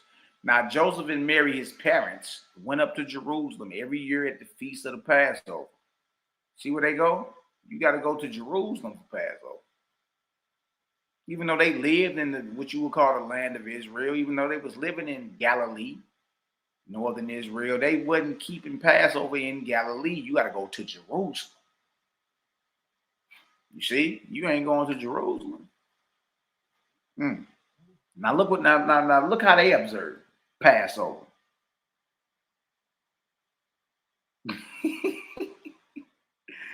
Hey man, hold on. That deal saying, now Joseph and Mary's parents went up to Jerusalem every year at the feast of the Passover, and they observed the feast after the manner of their brethren. Their brethren. Right, watch this. Who abstain from bloodshed and the eating of flesh and from strong drink. Dang, at the Passover, Don Julio. Oh man, you know, look. I know it well. I know it well, man. You did, but notice how the Nazarene or the Essene. You see, but they ain't observed Passover by chewing on lamb flesh and you know what I mean. Yeah, eating of the flesh and strong drink and wine. That ain't how they got out. You see, led a very disciplined life. And when he was 12 years old, Jesus went to Jerusalem with them after the custom of the feast. Dang. Okay. Shit. Okay. Now we're cooking. Let's keep going. Let's get into the Nazarene Acts of the Apostles, page 39 and 291. See, we was in Bible. They ain't want to deal with that. You probably foaming at the mouth. You done spilled your Don Julio. You over here mad. Now we get into the Nazarene Essene literature. Okay, let's get into this. Or the recognitions of Clement, however you want to call it, right? Now look at this. Look at this. Look at this. Look at this. This is about to be brutal right here. All right, allowance of zebah or sacrifice for a time. Now pay close attention. And remember, we read in Jeremiah that it was never given. It was never given by the Almighty, ever. It was never given. So let's see what this is saying. It says, when meantime Moses, that faithful and wise steward, perceived that the vice of Zebaim or sacrifices to idols have been deeply ingrained into the people from their association with the Egyptians, the Mitzrayim, and that the root of this evil, what evil, y'all? The sacrificing. The root of this evil could not be extracted from them. He allowed them sacrifices. Who did? Who allowed it? Who? Moses. He allowed them Zebaim or sacrifices, but permitted it to be done only to Yahweh. Wow. Okay. Look at it. That by any means he might cut off one half of the deeply ingrained evil. He's just gonna remove the idol out the way and put our God in place of that idol. But he wasn't commanded to do that or nothing. He doing this on his own whim. Look at this. It said right here. It says the deeply ingrained evil, leaving the other half to be corrected, which be the sacrifice, to be corrected by another at a future time. By him, namely concerning whom he said himself, a prophet will Yahweh your Elohim raise unto you, whom you will hear even as myself, according to all things, look, that he will say to you, whosoever will not hear that prophet, that Navi, his spirit will be cut off from his people. The set apart place or the temple. Let's get into it. Notice we reading about the sacrificing being allowed, but it's being allowed by Moses. And he doing it as a strategy to get you up off the sacrificing the idols, because it was deeply ingrained in Israel, being in Egypt all that time. Now watch this. Let's get into the temple, set apart place. It says, in addition to these things, he also appointed a place in which alone it should be lawful to them to sacrifice to Yahweh. And all this was arranged with this view, that when the fitting time should come, and they should learn by means of Yeshua that Yahweh desires mercy and not sacrifice, and they might see him who should teach them that the place chosen, this temple and this city, chosen of Yahweh, in which it was suitable that victims, called the sacrifices victims, that victims, them little lambs and them bullocks, them goats, that victims should be offered to Yahweh in his chokmah or wisdom. And then on the other hand, they might hear that this place which seemed chosen for a time, often harassed as it had been by hostile invasions and plunderings, was at last to be wholly destroyed. And in order to, okay, right here it says, and in addition to these things, he also appointed a place in which alone, okay, yeah, right here. And in order to impress this upon them, even before the coming of Yeshua, who was to reject at once the sacrifices, the Zibaim, and the place, it was often plundered by enemies, wasn't it? Wasn't the temple often plundered and sacked and you carried into captivity, right? And in order to impress this upon them, even before the coming of Yeshua, who was to reject at once the sacrifices and the place, it was often plundered by enemies and burnt with fire. And the people carried into captivity among foreign tribes. Strip off this. And then brought back when they betook to themselves to the mercy of Yahweh. And that by these things they might be taught that a people who offer sacrifices, listen, y'all. Remember, Isaiah said, your hands are full of blood. The whole reason for your city getting destroyed and your temple being invaded and plundered and you carrying into captivity, it was supposed to make you think we doing something wrong here. What are we doing wrong? Look at this. Listen.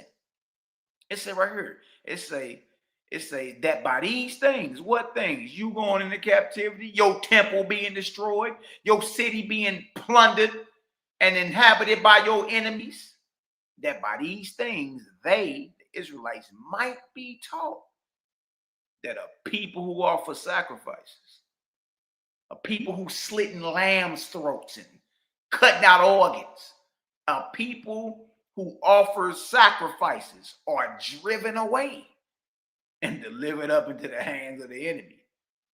But they who do mercy and righteousness are without sacrificing, freed from captivity, without spilling blood, and restored to their native land.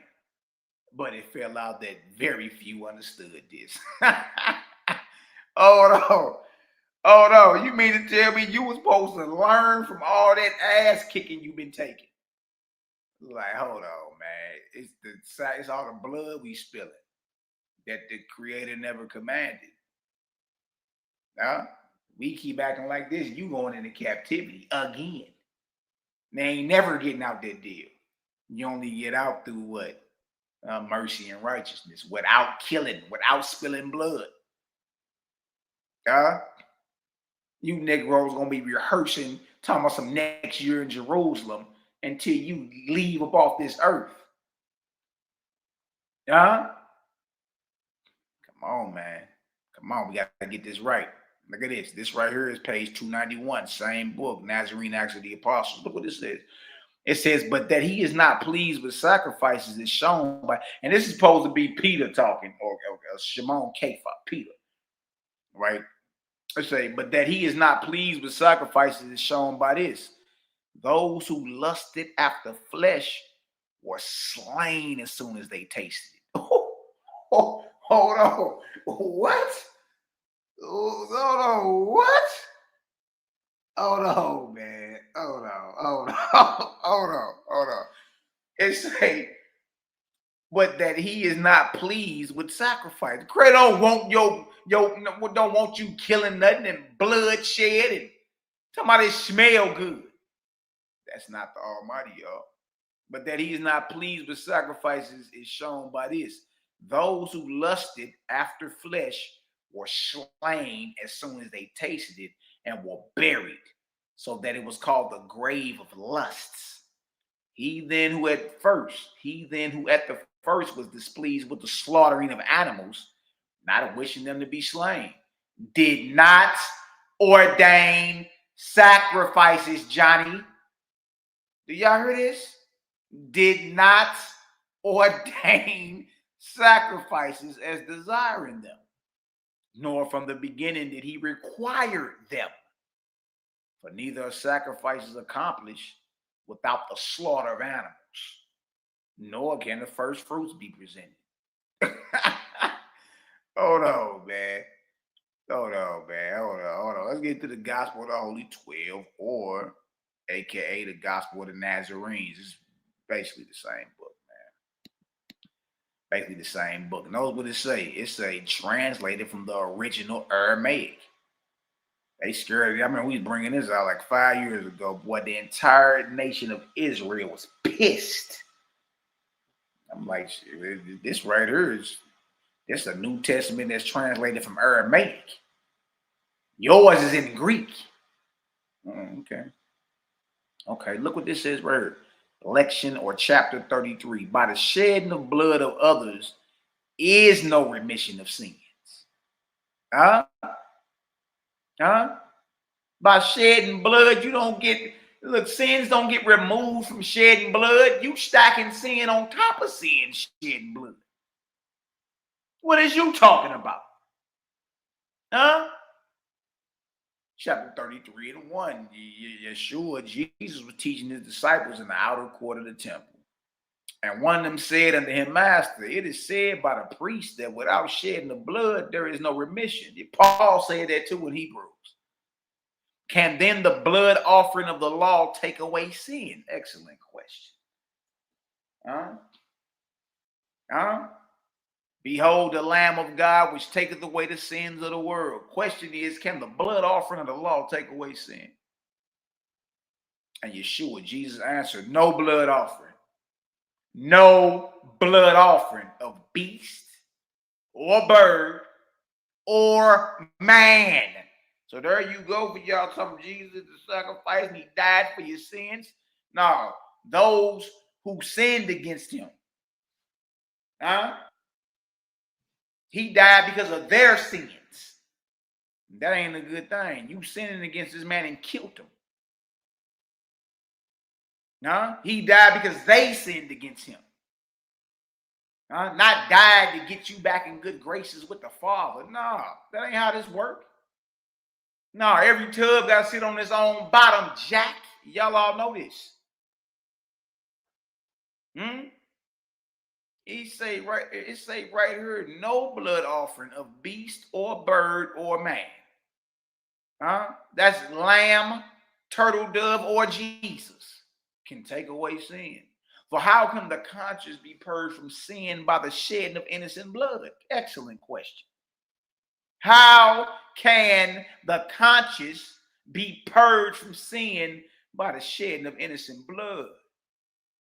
Nay or no, it will increase the condemnation. Exactly. You stacking sin on top of sin. Doing all this killing. And you think this is normal. That's the crazy part. You think this is normal. Because, nigga, we hungry. I'm telling you, boy. I tried to tell you. Hold on, look at this word. The priest indeed received such offering as a reconciliation of the worshipers for the trespass against the law of Moses. But for the sins against the law of God, there can be no remission, save or except by repentance, an amendment, turning away from what you're doing and correcting your mess, cleaning your mess up.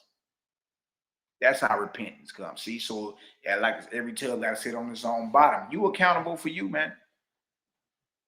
You accountable for you. Your rise or your fall is on you. Your repentance is on you.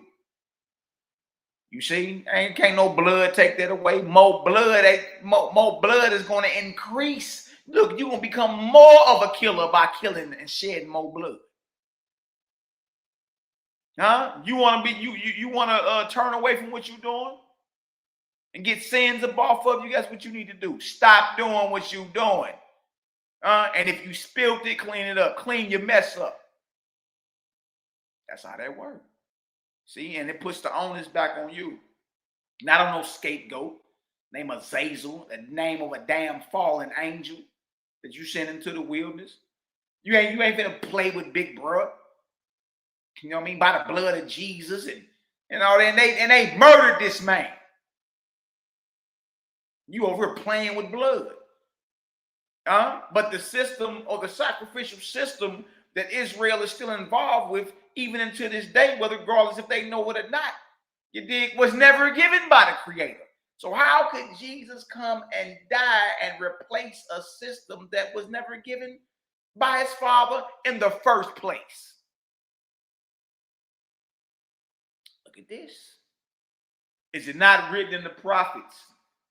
Like Jeremiah. Put your blood sacrifices to your burnt offerings and away with them, and cease ye from the eating of flesh. For I spake not to your fathers, nor commanded them when I brought them out of Egypt. Passover, y'all, concerning these things. But this thing I commanded. This is what was commanded to you. Obey my voice and walk in the ways that I have commanded you. And you shall be my people. Ooh, wee. Ooh, wee, ooh, wee, ooh, wee. This right here is the giving of the law by Yahshua, chapter 46, same book. Look what it says right here. Chapter 46, verse 7. And Jesus or Yeshua said unto them, behold, a new law I give unto you, which is not new, but old. New to your ears, but this way of life been around. Been around. Look at this. Even as Moses gave the 10 commandments to Israel after the flesh, so also I give unto you the 12 for the kingdom of Israel after the spirit. For who are the Israel of God? Even they of every nation and tribe who work righteousness, love mercy, and keep my commandments. These are the true Israel of God. You see, so we ain't dealing with no racial or tribal superiority, or we ain't dealing with none of that. That ain't how the Nazarite or the Nazarene Essenes move. That ain't how the faithists move. Right? You chose an other creator when you choose him. How do you choose the creator? By doing acts of righteousness and love to your neighbor, or even to a complete stranger. That's how you serve the creator. That still say, for who are the Israel of God? Malaki, even they of every nation. See, we finna stop playing. Even that you can't come around us with all that racial superiority. You dig? Like, nigga, you ain't stiff and don't stank in the morning. Boy, walking around here talking about some, man, I walk around this earth like there ain't nobody that outrank me, except for my generals. I was saying, boy, this stuff done went to Negroes' heads. That went to their head. You want to be chosen by the Creator to do, work righteousness, love mercy, keep his commandments. These are the true Israel of God. And standing upon his feet, Yeshua spoke, saying, hear, O Israel, Jehovah thy God is one. Many are my servants and my prophets, and me all live and move and have subsistence. You shall not take away the life of any creature. Ooh, wee, ooh, wee. Ooh, wee, ooh, wee. You should not take away the life of any creature for your pleasure out there hunting, nor for your profit, nor yet torment it. Wow. You should not steal the goods of any, nor gather lands and riches to yourselves beyond your need or use. Huh? Look at this. Look what it says. You shall not eat the flesh nor drink the blood of any slaughtered creature, nor yet anything which bringeth disorder to your health or senses. Wow. You should not make impure marriages where love and health. Notice the topic is health, man. Love and health. You know what I mean? You ain't supposed to be married and all sick and decrepit and man, look. You dig? How when we're eating what we're supposed to be eating that crumbs out of the ground and we exercising and getting ourselves together. You see? You're not making your body a graveyard. Huh? Wow, you should not make impure marriages where love and health are not, nor yet corrupt yourselves or any creature made pure by the holy. You should not bear false witness against any, nor willfully deceive any by a lie to hurt them. You shall do unto others, you shall not do unto others, as you would not that others should do unto you. Makes sense, huh? Makes sense, huh? Back to Jeremiah 7:21-22, the Peshitta, what it say? What it say? Thus saith the Lord of hosts, the God of Israel, add your burnt offerings to your sacrifices and eat meat which I did not command your fathers to eat. Hey, man, look at this. Neither did I command them concerning either burnt offerings or sacrifices in the day when I brought them out of the land of Egypt. According to Jeremiah, shout out to my son Jeremiah, man. Little joker.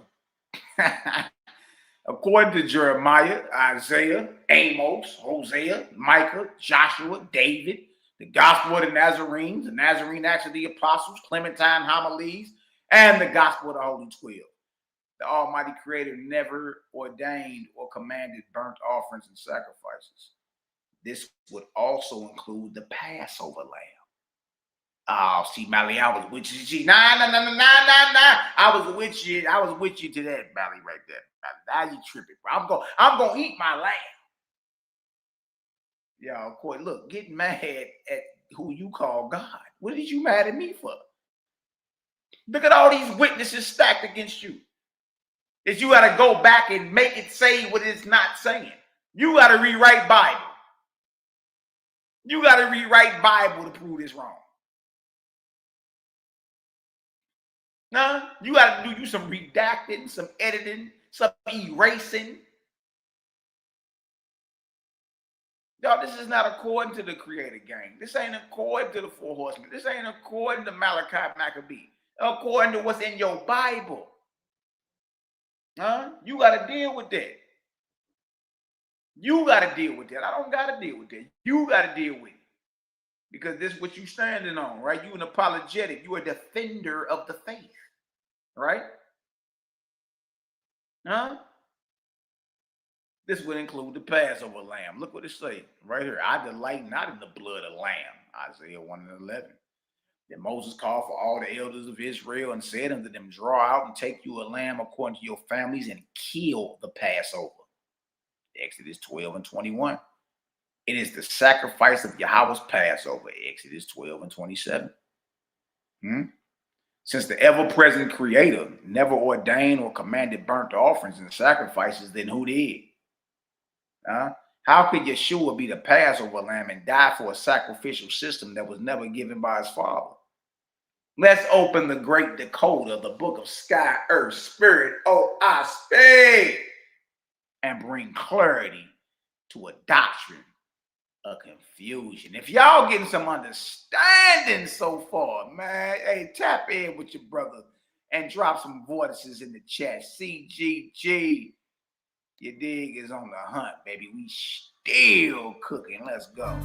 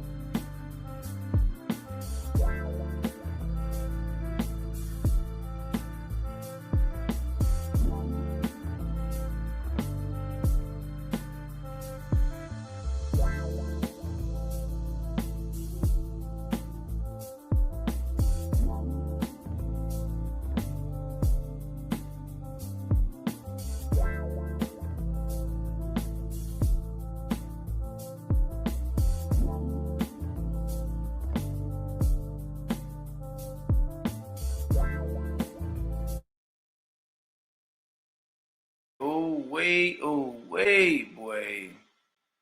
Serious business. Now let's go ahead. Y'all know how we do as the CGG. We put everything on a timeline. And come to find out, they don't even know who Moses is in Egypt, historically speaking. They don't. We do. Let's be honest with you. You know what I mean? A lot of them putting the Exodus in the 1200s. The latest date I've heard from them is like 1450 or something like that. Usually they are around the 1200s, 19th dynasty type. You know what I mean?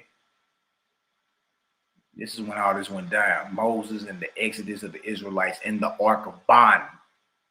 See? An ark cycle is a time period. See? We put everything on a timeline over this way. That way there's no, what my brother Sela say, there's no wiggle room. There's no wiggle room. Nah. Get on over there in that corner, boy. We're going to pin you in that corner.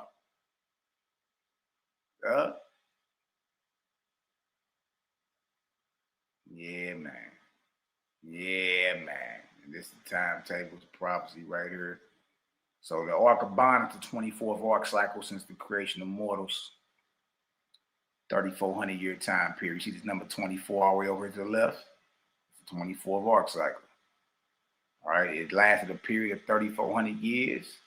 Its start date is 1553 BCE and it ended 1848. During the time gold was discovered in the Americas, 1848, of the Common Era. It's called the Ark of Bond. The Nirvanian chief or angel that was over this ark cycle is a brother by the name of Malaki. He's a Nirvanian chief, and the brothers of high light during this period was a brother named Moses in Africa, a brother named Chine or China over in Japheth of China. Then you got Capelia in India. All these men were born at the exact same time to bring the Creator's light to their different divisions in this earth, man. You see? Oh, right now we're currently in the 25th ark cycle. Yeah, boy. We'll talk about that another day, but we put everything on a timeline over this way. All right, this right here is a 24th ark cycle. Get you some visuals going on, what was going on. This is the New Kingdom. All right, but you're hearing history about the Egyptian, the New Kingdom, 1553 up in there. All right, then you got this slope-headed monstrosity, Baal. He inspires Israel around 1069 BCE. They got the kings of Israel and Judah around 1025 BCE. You got the captivity, 722 BCE. That's the northern kingdom.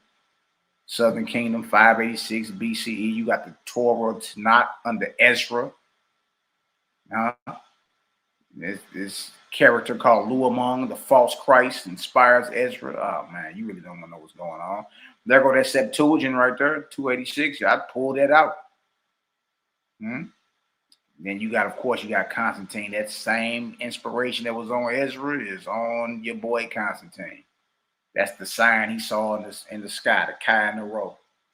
And this sign you shall conquer. He put out that on all his shields and all his banners. You even got the inspiration of Muhammad sandwich, Muhammad, under the angel Jibril. So we put everything on a timeline to where you can't even wiggle out of this. You can't even wiggle out of it. You dig? And I mean, to this day, I ain't seen a better system in order when it comes to time at all. You dig? And sometimes you may hear my brother Cal say, "Your God ain't teach you how to tell time." We not talking about looking at your little timepiece on your wrist. No, it's 3:45. It's a quarter to 4. We talking about how to tell time. You know what I mean? Astrologically, you know what I mean? All the way down to where you at right now. How to tell time. And that's one thing these false gods have done is keep you ignorant of what time you in. You don't know about no arc cycles, no nothing. You dig? Let's keep going though. Tap in with the game. You can learn. Look, man, you learn a lot. You dig? And one thing about these periods of time, they repeat themselves. Book of the Ark of Bond, chapter 13. Oh, I speak history of Moses in Egypt. God commanded his Louis in the high heaven, saying, "Descend to the earth, to the land of Egypt, and raise me up a son capable of my voice." The angel descended as commanded and searched over the land of Egypt and the adjoining countries, examining into the flesh and souls of men. And they called to God, saying, "The land of Egypt is overrun with spirits of darkness, druges, and mortals have attained to see them, and they dwell together as one people, angels and mortals." God said, "Go among my chosen until you find a man capable of understanding between truth and fable, and inspire him to an iron woman for my voice." Down to verse 10. Kohath took to wife Merah, a devout worshiper of Jehovah. And Merah bore him a son, Amram, who took the wife of Jochebed, sister-in-law of Kohath. And she bore him a son, who was Moses. Our dear brother Moses. Before Moses' birth, the Louis perceived that he would be capable of the Father's voice. They called to God, saying, "The next generation, your son will be born." Oh, wait. Really? Okay, let's keep going. Keep going. Chapter 14, Ark of Bond. Jehovah said, "Because the kings of Egypt have outlawed my people and denied them the right to obtain great learning, behold, my people are divided also. One tribe has one speech, another tribe another speech, and so on, till they cannot now understand one another, except in fact in their rites and signs and passwords. Yes, the kings have perceived that to keep my people in ignorance is to keep them forever in" what, y'all? Bondage.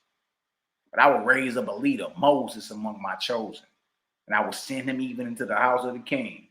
And the king shall give him great learning. He shall master all languages and be capable of speaking with all my people."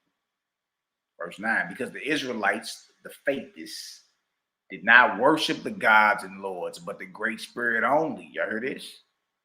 It's created or nothing over this way.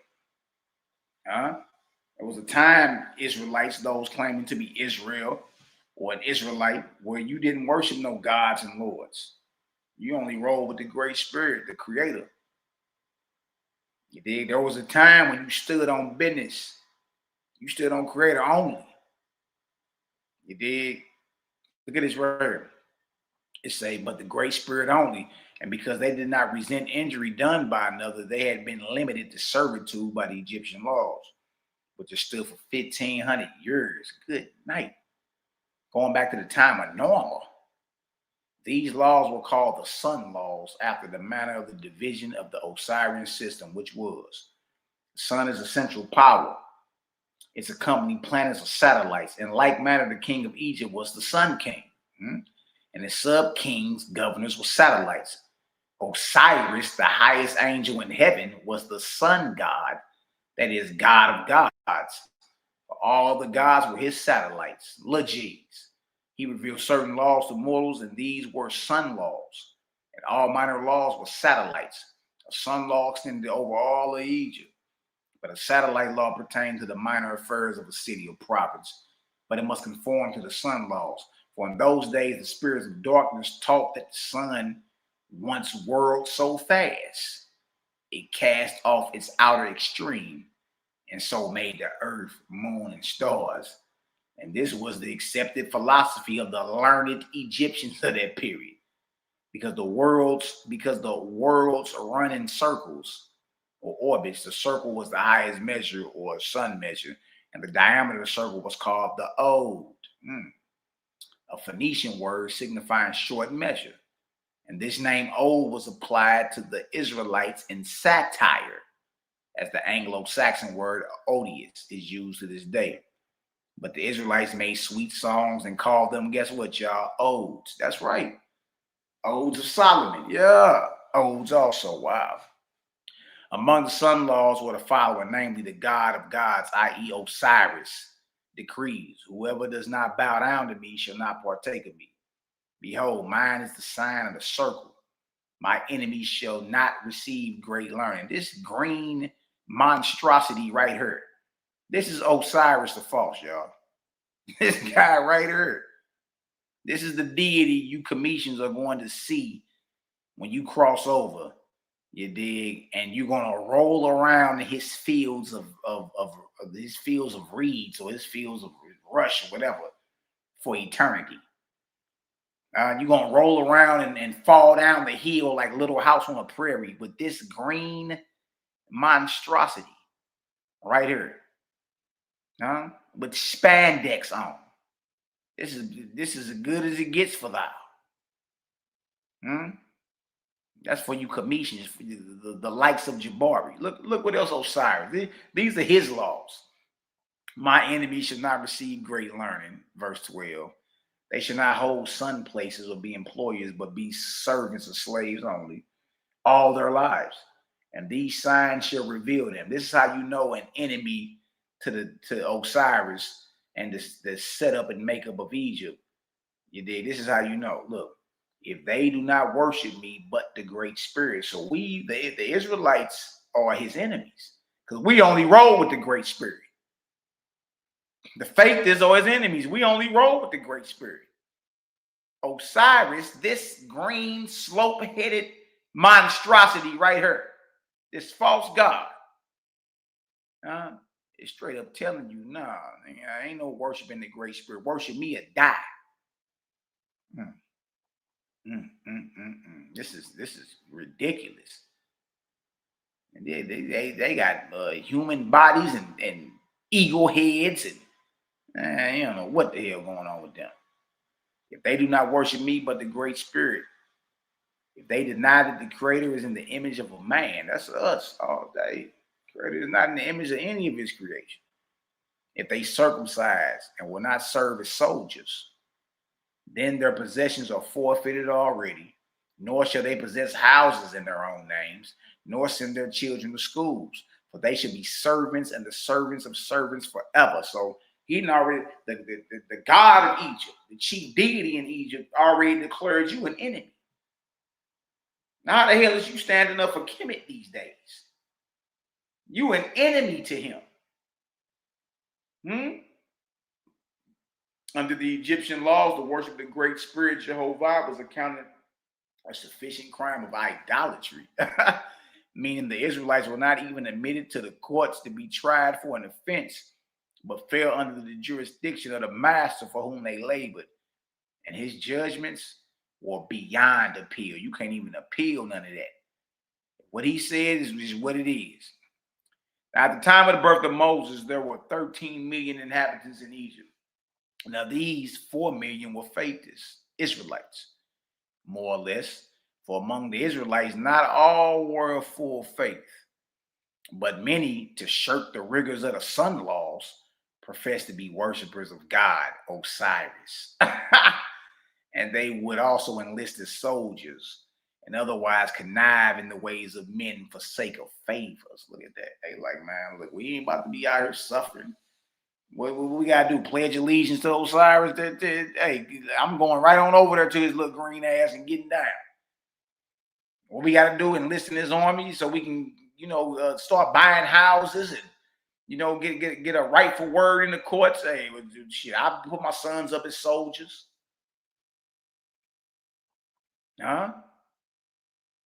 Verse 19, for which reason the Sun King Pharaoh feared the time might come when the Israelites would revolt against the sun laws, or become soldiers and confederate with foreign kingdoms for the overthrow of the Egyptian dynasty.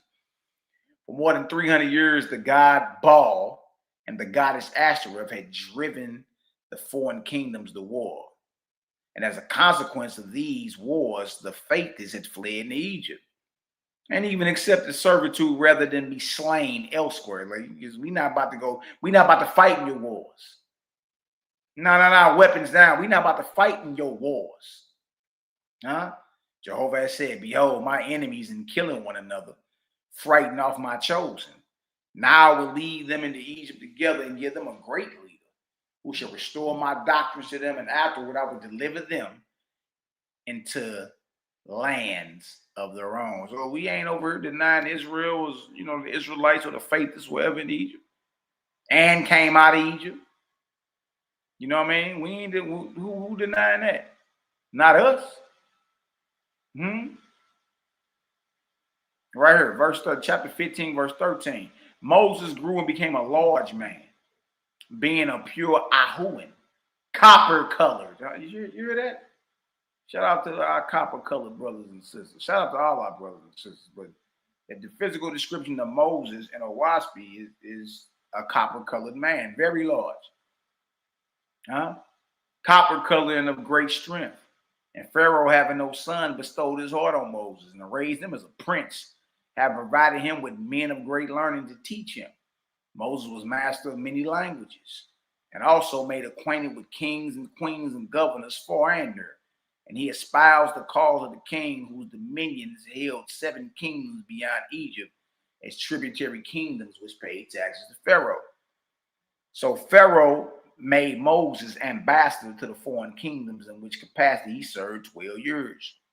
But because of the prejudice against him for being of Israelitish blood, the court of Pharaoh importuned the king for his removal.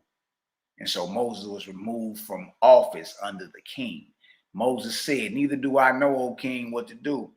And Moses was greatly troubled in his soul.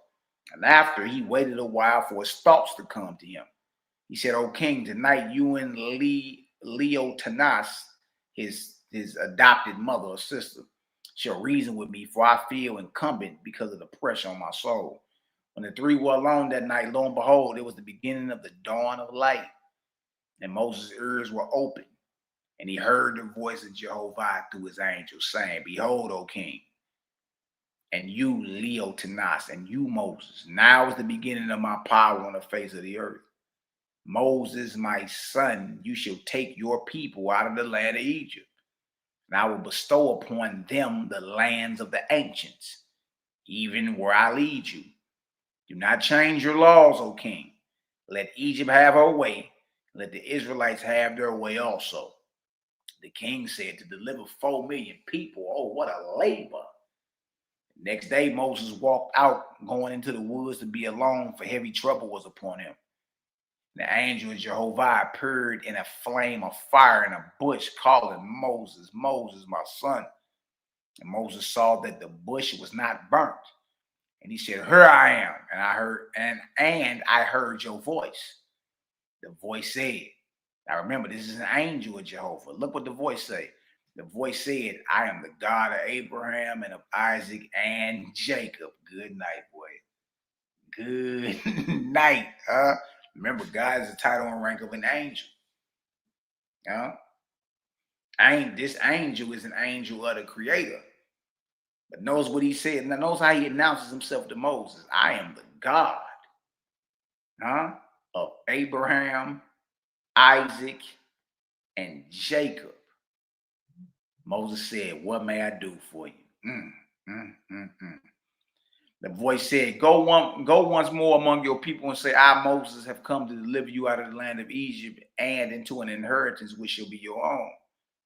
Moses said, my people were asking me, by whose authority do you speak? What then shall I answer them? The voice said, say to them, the I am sent me. If they question further, saying, you have a deceiving spirit like the Egyptians, then you shall say to them, how can you distinguish one spirit from another? And they will say, whoever labors for himself will deceive us. And you shall say to them, whoever has faith in Jehovah, let him give up all, even as I do, and let them follow me. For if a multitude goes forth in faith in the Father, then the Father will provide for them. For this is the meaning of faith, from which you were named Israelites. Oh, no, man. So Moses and his brother Aharon traveled about in the land of Egypt, calling together Rabban families, explaining to them and urging the people to get ready for departure out of Egypt. For 3 years they labored thus, and it became known far and near that the project was on foot. Now watch this. And the oracles of the Egyptians prophesied that when the Israelites were once out of the country, they would unite with the kingdoms where Moses had been ambassador and then return and overpower the Egyptians. And in order to stigmatize Moses, check this out. And in order to stigmatize Moses, they said he fled away from Pharaoh's palace because he had seen two men, an Egyptian and an Israelite, fighting, and that Moses slew the Egyptian and buried him in the sand. And the recorders thus entered the report in the recorder's house. So they came up with that whole story that you read in Exodus. Moses fled and was, a murderer or a killer. That was something the Egyptians came up with to stigmatize Moses. They was afraid the Israelites would join, forces with the kingdoms that Moses had been ambassador to and come back and overthrow Egypt. So they start stigmatizing Moses. Right through the oracles. Moses was of tender heart, and he inquired of the Great Spirit, saying, will a voice of justice ever speak on my behalf? Jehovah, through his angel, answered Moses, saying, suffer your enemies or allow your enemies to put on record what they will. I might care about what they talk about. For the time will surely come when the truth shall be revealed to men. Pursue your course, for it shall be shown that you do still visit the king.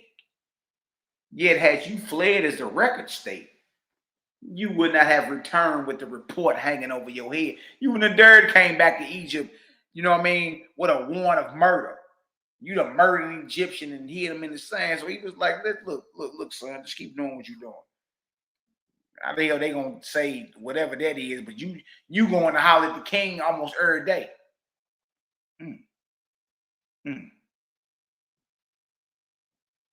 Wait. Now watch this right here. The gods of the Egyptians, chapter 16, Ark. The gods of the Egyptians were not idle. Remember this. You got people like Jabari and Reggie that try to tell you that these are not gods. The Netaru, and look, y'all not finna play with us. The gods of the Egyptians were not idle, and they sent word by way of the oracles to the courtiers and nobles to the effect that Moses had persuaded the king to hand the kingdom over to the foreign nations, knowing the king had no son eligible to the throne. This is what the gods are hollering at the oracles. Those that can hear the voice of them. And the oracles letting it be known to the nobles and those that's ruling the country, like, hey, look, Moses got the king. The king know he ain't got no son eligible for the throne. Something got to be done. See, this is a hit going down in the spirit world. You see, the false gods, Osiris and them, that's inspiring these Egyptians, you dig? They know the hit coming. They already know, like, y'all, we better do something to thwart this, to overthrow this. Look, the courtiers and nobles, therefore, importuned the king to choose one of two things. Either to banish Moses out of the country and put aside all arrangements for the migration of the Israelites, or, on the other hand, to abdicate the throne in favor of new God. In the meantime, a whole year's drought came upon Egypt. Look at that. And the rivers failed to overflow, so that a famine was sure to fall upon many parts of the country. Does it sound like your gods is bringing all this upon you? Look at this. The king answered the demand of the courtiers and nobles with these words: I am Pharaoh, king of Egypt. Look to the threatened famine. Provide the stores for my people. I declare to you all, a new thing has come to the world, which is migration from bondage. Nor is it in the power of nobles or courtiers or kings to stop this invention. When the courtiers received his answer, they said to one another, these are Moses' words, fashioned for the king's mouth. Certainly he has lost the fear of the Lord and listens to the great spirit of the Israelites. He ain't even rolling with Osiris and his crew of misfits, his band of misfits. He rolling with the creator. Jehovah through his angel spoke to Moses, saying, now is your time. Go to the heads whom you have chosen and appoint a time to them of one place, and a time to others of another place, and so on to all the heads. And you shall make the armies, which are unarmed multitudes, going forth so numerous that the Egyptians will be overwhelmed. Look at this. And Moses appointed the 10th day of the month of Abib, when all the people should start. And moreover, he said to the heads, you shall see to it that the night before they start, at the hour of sunset, and the very moment the sun sets, every family shall offer a lamb in sacrifice. And every man and every woman and every child that can speak shall covenant to Jehovah in the blood of the lamb.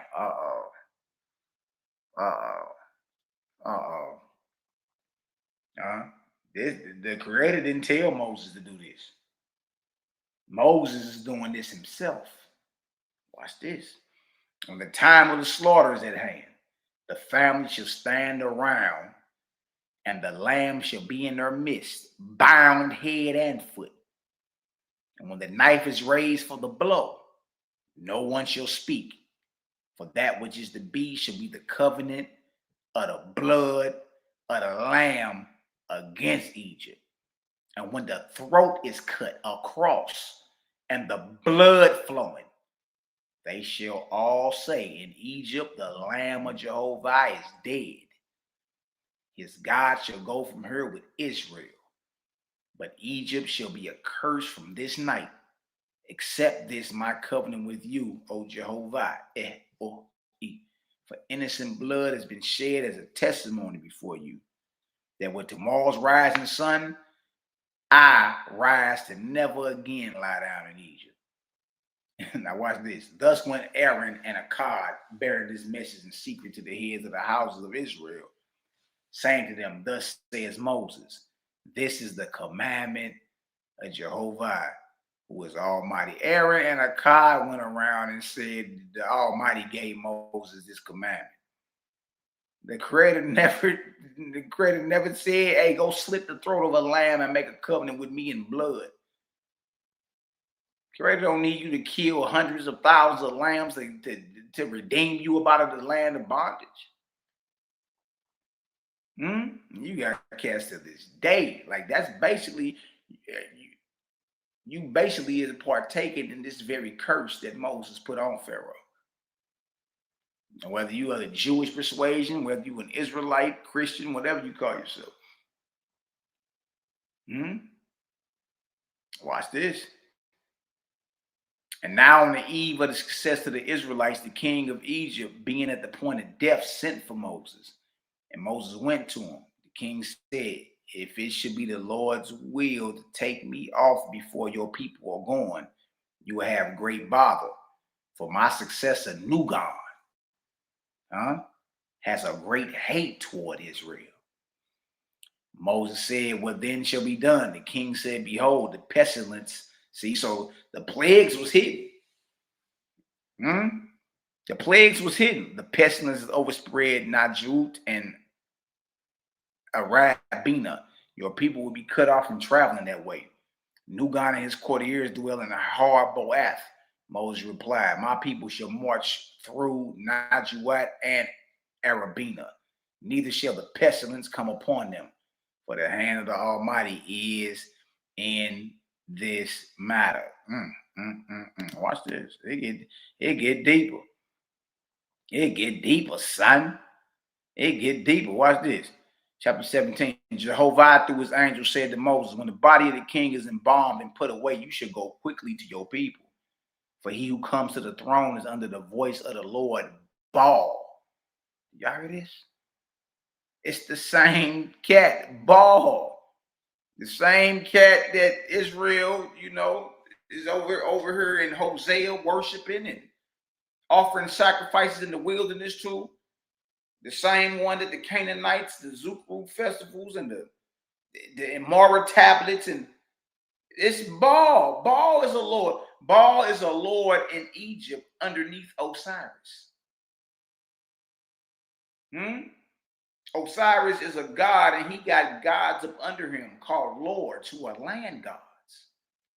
Baal is one of them. Ashtoreth is a lordess.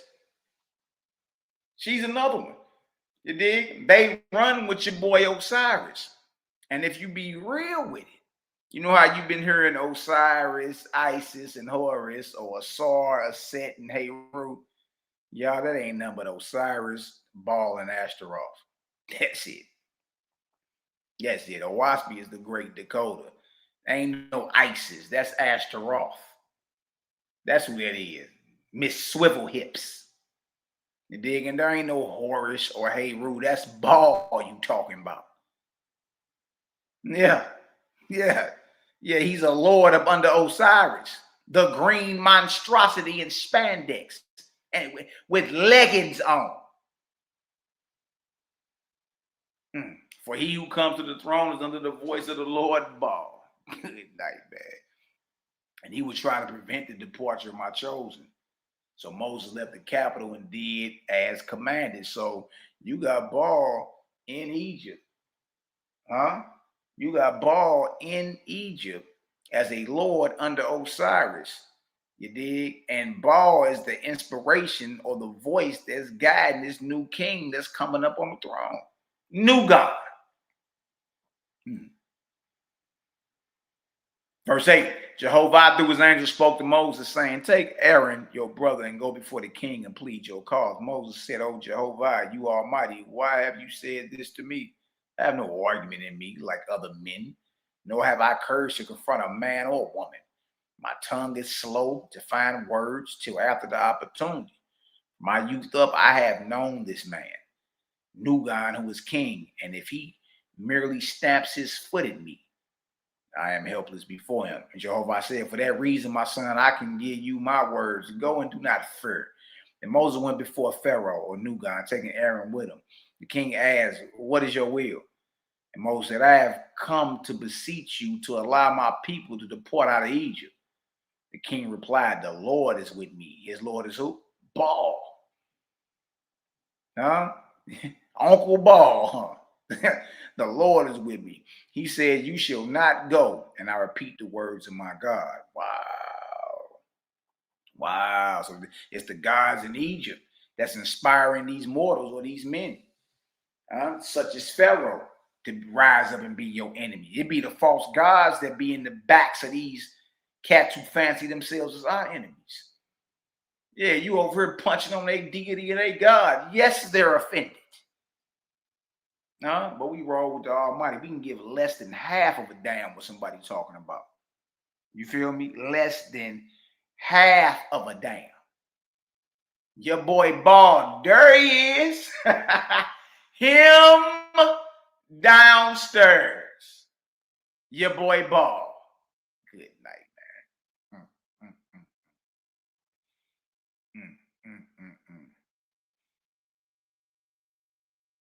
man. Then spoke Moshe of Moses, the power of Jehovah being upon him. Do not think, O king, that bondage is for this world only. Don't think slavery or bondage only is for this world, Jack. Slave master. And they go for any slave master dealing even on this side of the world, dealing with this transatlantic slave trade or whatever you want to talk about, whether you're saying they slaves or they prisoners of war. Don't be thinking bondage stops only in this world or is only for this world. Here the matter does not end. You have said here in your decree, you have spoken from the Lord, which is Baal saying, the life of the living I gave into your keeping. Did the Lord say this to you? Where then is justice? since pestilence and death are coming upon your people. Like your God is failing you. Your God, the life of the living I gave into your keeping. Did the Lord say this to you? Did your Lord say this? Where then is justice? Since pestilence and death are coming upon your people. Do you call this keeping them? I declare to you that even in the words of your own God, you have failed utterly. Boy, Moses popping it. You heard me? In the words of your own God, you have failed. Your gods are failing you. Pharaoh, Nugon. You have failed utterly, and this sin is upon you. Permit then my people to depart so that your own shortness may not be multiplied, and the afflictions that will surely spread over this land. Pharaoh said, were these things to be, God would have come to more noble quarters. He's like, man, you look at you coming to me from the slave quarters. Y'all down in the ghetto, you chose to lead this luxurious life to go live in the ghetto with your people to wallow in the mud. God would have come to more noble quarters. You hear this? Because you over there in silk garments, sleeping on ostrich feather pillows and sipping mint juleps. Come on, man. Come on, man. You are beside yourself, and I banish you, nor will I again look upon your face. Moses said, remember this, y'all. Moses said, whether in this world or the next, whether in this world or the next, you shall yet call to me to deliver you from torments. Boy, hey, I'm telling you, nevertheless, I do your bid, neither will I come to you again, nor shall you look upon my face for a long season. That Moses and Aaron saluted the king and departed. He like, hey, look, boy, in this world or the next, you're gonna be calling for me to get you out your situation.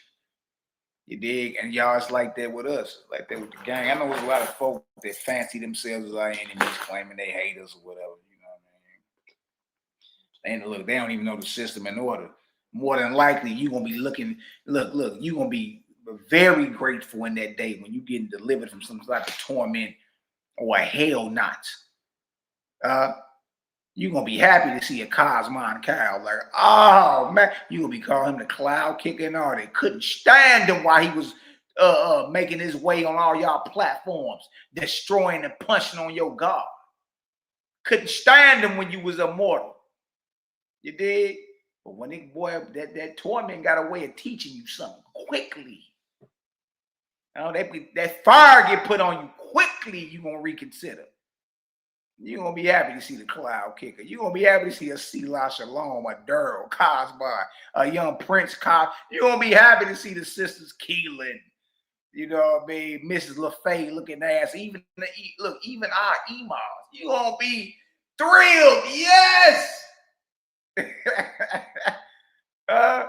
Moses said, whether in this world or the next, you shall yet call to me to deliver you from torments. Straight up, man.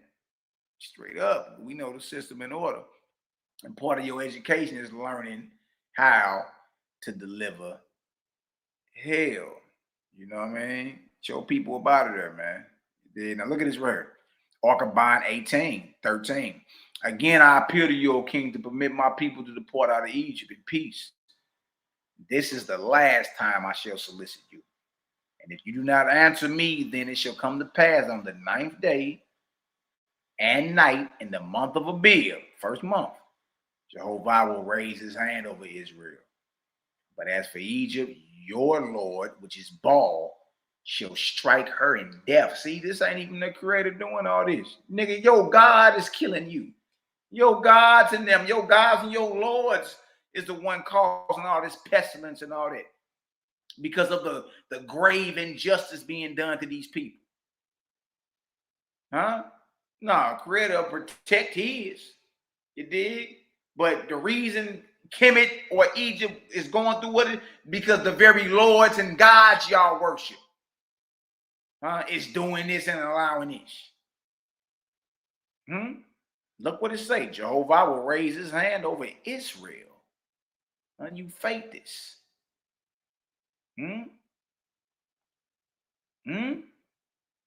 But as for Egypt, your Lord shall strike her in death. Nugan's Lord is Baal. And Baal is up under the command of Osiris. Asar. For on that night, in every family of Egyptians, far and near, the firstborn shall fall dead. And so that you shall not say the prophecy killed them.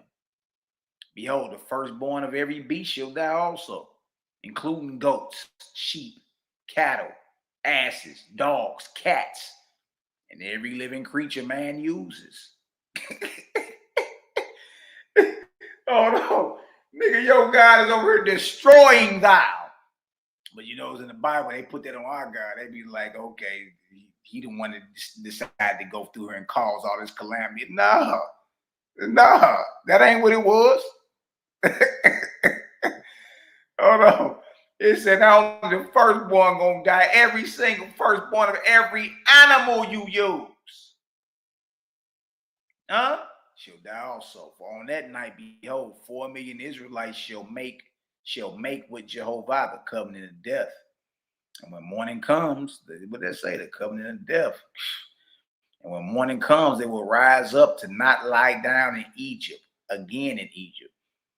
And this shall be the testimony of innocent blood against yourself and all your people for what the Hebrews have suffered. The king did not answer Moses, and it came to pass that Egypt was overspread with frogs and reptiles, to every detail, even as Moses had prophesied. Nevertheless, Pharaoh pursued his course. Jehovah spoke to Moses, saying, Moses, my son, look upon man and pity him, for he does not believe in me. Though I multiply signs and omens continually and give him prophecies without end, one thing only turns man's eyes inward, and that is flesh of his flesh lying dead before him. Look, sometimes death is what make man consider that he going off. Sad to say, but the only remedy for a lot of these devotees is a hell knot, man. That's the only remedy. And remember, you putting yourself there. It ain't even the Most High doing it. Now, on the night of the Passover, when the Israelites made the covenant on the blood of the lamb, a high wind blew upon the face of the earth. And the firstborn of the Egyptians fell dead, both man and beast. And Pharaoh's son died, his brother's son, and the firstborn of every courtier and every noble's firstborn, and all of the people, their firstborn, so that every family there lay one dead. Oof. Boy, Pharaoh was now stricken, but not to repentance, for evil was in his heart, and he cursed Moses and the Israelites, and swore an oath to destroy Israel, man, woman, and child, so that never again would there be one on the earth. And he sent his officers such a commandment, and to mobilize and begin the slaughter. Chapter 16, book of Esra. OSP. Moses in heaven pays the judgment of Jehovah. Oh, wait. Remember what the title is, y'all. The season of the Passover and the curse of lamb's blood.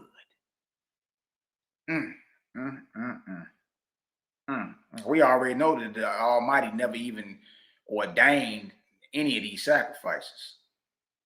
He don't delight in lamb's blood, the blood of goats, bullocks, fat. All he on record saying, "I hate your feast days and despise them." So if he never gave them, who did then? If he never gave you to go and get out here and start slaughtering all these lambs for Passover, who did then? And if it's Moses, then guess what Moses got to do? Moses got a mess to clean up. You see? Watch this. Watch this, Esdras 16:1. It says, Haman Astis, one of the chief marshals of God and for the heavenly city of paradise, came before the throne, duly saluting and saying, "O God, son of Jehovah, I will speak before you." God said, "Speak, my son." Haman Astis said, "There stands outside the city of paradise, beyond the pillars of fire, and in company with your high-raised captains, one new God." Uh-oh. So Pharaoh done died. Moses done died and crossed over. They're no longer mortals. They're no longer had these people he leading. Pharaoh no longer got his kingdom. They both dead. They're both in the spirit world at this point. Oh, wait. Remember Moses said, in this world or the next, you gonna call on me, boy. I promise. In this world or the next, you gotta holler at me. It says one new God delivered from the hells of Hassa over Egypt. Oh. So the hell is in the lower heavens, huh? Above your head, not under the ground nowhere. And he cries out continually, "Oh God, son of Jehovah, deliver me, deliver me. Oh Moses, Moses, Moses." Oh, hold on. So Pharaoh, a new guy, got sent to hell. But notice, hell ain't a place where you at forever. But you gonna learn though. You gonna learn. You gonna get that fire put on you. You are going to learn real quick. You dig? It never pays a pan out to go against the Almighty, man. Or, you know what I mean, those that roll with him. You ain't doing nothing but destroying yourself. You guaranteeing yourself a spot in a hell knot. You dig? And that's why it don't never work out for anybody that's being evil. You dig? Trying to get at those who are good and righteous at heart. You really don't want to hurt nobody, man. You dig? Just want to live your life and serve your creator. You dig? And make everybody else's life better. A paradise. You dig? Like the people who at heart are really good people, man. And here you got somebody like a Donald Trump or a Benjamin Netanyahu hell bent at destroying folk like that, bombing hospitals full of children. Oh yeah. There's a hell not waiting on these jackals. You better believe it. You better believe it. You dig? For all of them, even your Islamic rulers, Ali Khamenei, the Iranian leader who just got smoked, Saddam Hussein, your boy Muammar Gaddafi. You dig? These are kings and rulers in their own right and all that. You dig? But it's a lot of mess you got to clean up, man. The bondage that waits on you. But notice, Moses told them when they was living, man, look, in this world or the next, boy, you gonna call on me to deliver you out of torment. Guarantee it. I guarantee it. And notice what he doing. He cries continually. Oh God, he done got yanked up out of the place of torment, and he crying out to Moses. Wow. He is distracted, continually using the same words over and over. He delirious. Without ceasing. Now behold, the nurses and physicians have tried all the remedies they can invent, but fail utterly to break the spell upon him. You see that? Because that's some more of your training you get after, you know what I mean, once you cross over too. You just continue to train and learn more about the spirit world. And some of your education is how to calm down chaotic spirits. They like, look, man, your nurses and physicians, they done invented remedies. They still can't get this cat from screaming out, "Moses, Moses, Moses. I can't get jiggy with this." For 70 days they have labored, and as a last resort, they have brought him hurt in order to learn from you. God said, "New God, is this not one of the pharaohs who took up arms against the faithless or the Israelites of Egypt? Return Haman Astis to the keepers of this man, and have him blindfolded, so that he may endure the light of the throne." Oh, boy. Hey, toe tag and bag him. blindfold this boy. He ain't gonna be able to even withstand the light that's coming from this throne I'm sitting on. That he may endure the light of the throne, then you and his keeper shall bring him before me. Haman answered, saluted, and departed, and after a certain time returned with the keepers and Nugan, who was crying out unceasingly, even as had been said. And now, when he was quite before the throne of God, God said to him, behold me, I am God, son of Jehovah. Ooh. See, God and the creator ain't the same. God is a creation. God is a son of the creator. See, the Owaspy is the great decoder, man. I know a lot of y'all scared of this, but it's just what it is. I am God, son of Jehovah. What may I do for you? But the man did not hear what God said, but kept crying out as before. So God said to the keepers, remove the blinds a little, so that the light may come upon him. And they removed the blinds a little, but lo and behold, the light made him more distracted than before. And when God saw his deplorable suffering, he inquired of his keepers as to how long the man had been in hell. He's like, man, how long he been in torment? They said 76 years. And in a hell knot for 3 years. Man, he damn near did an 80 ball in torment. Then he went into a knot for 3 years. Boy, not only is he in hell, he in the hole. Oh my God, man. And look, listen to me. And it's crowded as a mug in the hole, man.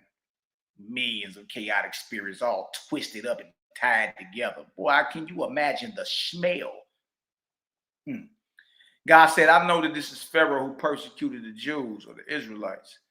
Take him again outside the walls and retain him there. I will send one of my swift messengers to Leka in Etheria, who knows the abiding place of Moses. Perhaps Moses put a curse upon him. If so, only Moses can deliver him.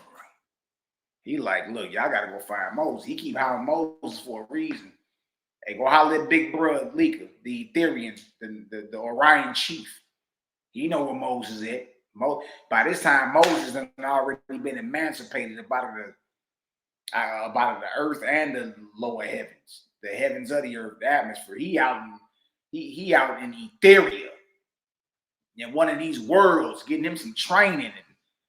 You dig? But if anybody know where he at, Leka would know, because Leka is the angel or the top dog that's over that arc cycle.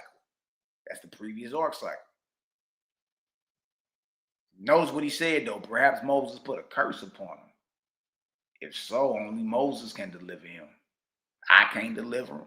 Leka can't deliver him. None of your nurses and physicians. If Moses spilled that mess, he got to clean it up. That's the overall theme in Owaspy. Look, you responsible for you. And whatever you do, don't think it won't follow you to the next world. See? You be thinking that, okay, once I die, it's over. I ain't got to worry about that. I'm dead. Nah, that ain't the truth. That ain't the truth. If you don't clean it up on this side, you for sure got to get with it on the next.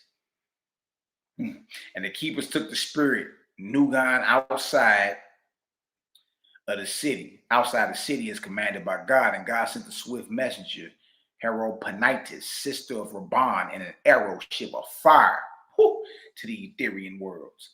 To Gusa Wanicha, Leka's sojourning place at that time, commanded her to lay the matter before the Nirvanian chief, Leka. Oof, boy, salute the Nirvanian chief. Now the report continues in the words of Haropanitis, that is, these are her words, namely, in not many days' time I came before Jehovah's throne, upon which sat Leka, through whose Etherian provinces the solar phalanx, or our solar system, was now traveling. I told him the story of Nugan, after which Leka's son Jehovah said, let my reporters of destinations go find Moses. And if it is true that Moses put a judgment on Nugan or a curse, then Moses must return to the lower heavens and deliver him. The justice of Jehovah reaches to all time and place. Boy, that's cold, boy. Leka like, yeah, Moses the one did it. He got to go. He got to leave the higher heavens, the Etheria, which you know is outer space and all them different worlds and all that. Moses off in a whole nother world. And he said, hey, look, he got to go to the lower heavens of the earth and get that right. Huh? Your mess follow you, man. Just because you die don't mean the responsibility leaves, you know what I mean, that you have. You still responsible. You still got to be held accountable for that. No, we said the justice of Jehovah reaches to all time and place. HARDCOVER continues. So I saluted before the throne of Jehovah, and in company with the reporters of destination started forth again in the Ethereal realms. And after passing through 7 worlds, oh man, look, man, I can't wait to talk about. Yeah. Hold on, man. Hold on, man. Jay. Well, he had a man, bro. Moses was up in them universities, chilling. You know what I mean? Man. Started forth again in the Ethereal realms, and after passing through 7 worlds and more than 300 Nirvanian kingdoms, we entered the plains of Sapias, where the colleges and schools of embassies belonging to the Geterpsen board of Retivius are situated. And here we found Moses, who having been told that he was inquired after, no sooner looked upon us than he prophesied the cause. Moses said, alas me, because you have come for me, you have awakened in me that which slept all these hundreds of years. Yes, it is true. I put a curse upon Pharaoh. The class is what? The Passover season and the curse of lamb's blood. The Creator never commanded it. Jeremiah says it. Isaiah says it. Amos says it. Micah says it. Hosea says it. Psalms say it in the Psalms. It say it in the Nazarene Acts of the Apostles. It says in the Gospel of the Nazarenes, Gospel of the Holy 12, Clementine Homily. Now we over here, you getting the understanding like, I guess the Almighty didn't command none of this. Moses did. Wow. He said, yes, it is true. I put a curse upon Pharaoh. For I said to him, you shall yet call upon me to deliver you out of torments. And I added to it afterwards, saying, of the blood of the sacrifice of the lamb. This shall be the testimony of innocent blood against yourself and your people, what the Hebrews have suffered. Archibald 17:19, Moses said, whether in this world or the next, you shall yet call to me to deliver you from torments. Esther 16:18. Instead of this, I should have what, y'all? Forgiven him. I shouldn't have cursed that nigga, man. I should just forgave him. You did. I was so angry, and sometimes you got to watch that. You understand? There's a lot of injustice, and you know what I mean? All types of bondage and all types of madness that especially when you look outside, whether it's ICE protests or, you know what I mean, protesting the death of another brother or sister, Sandra Bland, or, George Floyd, Michael Brown, or, you know what I mean? You get a lot of it. You know what I mean? Looking at them type of conditions will make you angry.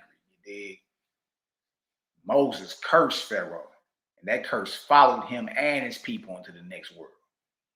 You know what Moses said to him? You know what Moses said? I should have just forgave him. I didn't have to do that. You dig? And to this day, y'all, it's millions of lambs that get slain every year for Passover. Millions. And millions of people running around here thinking this is what the Almighty commanded. I done heard Negroes claim they plant-based every day except for Passover. I gotta eat the lamb on Passover, was commanded by the Lord. Put the blood over your doorposts. Or now put the blood over the doorposts of your heart, covered by the blood of Jesus. And the Almighty never even commanded Moses to do none of this bloodshed and this lamb killing. You dig? Then that means Yahshua is not the Lamb of God that was killed to take away sins or to divinely protect you. It was never the creator that even set this whole thing up. It was man. Then we get into Canaan and see they got similar rites and ceremonies. Similar rites and ceremonies, similar language, similar gods, similar temple worship, holy of holies, altar burnt offerings, feast in the same exact season, sometimes the same exact day. Right? Think about how many lambs since 1553 BCE. You talking about 3,500 years. Close to 4,000. Think how many lambs been killed every year because the world believes that God had to kill hundreds of thousands of lambs for the first Passover to take place. And that God is the one that killed all your firstborn.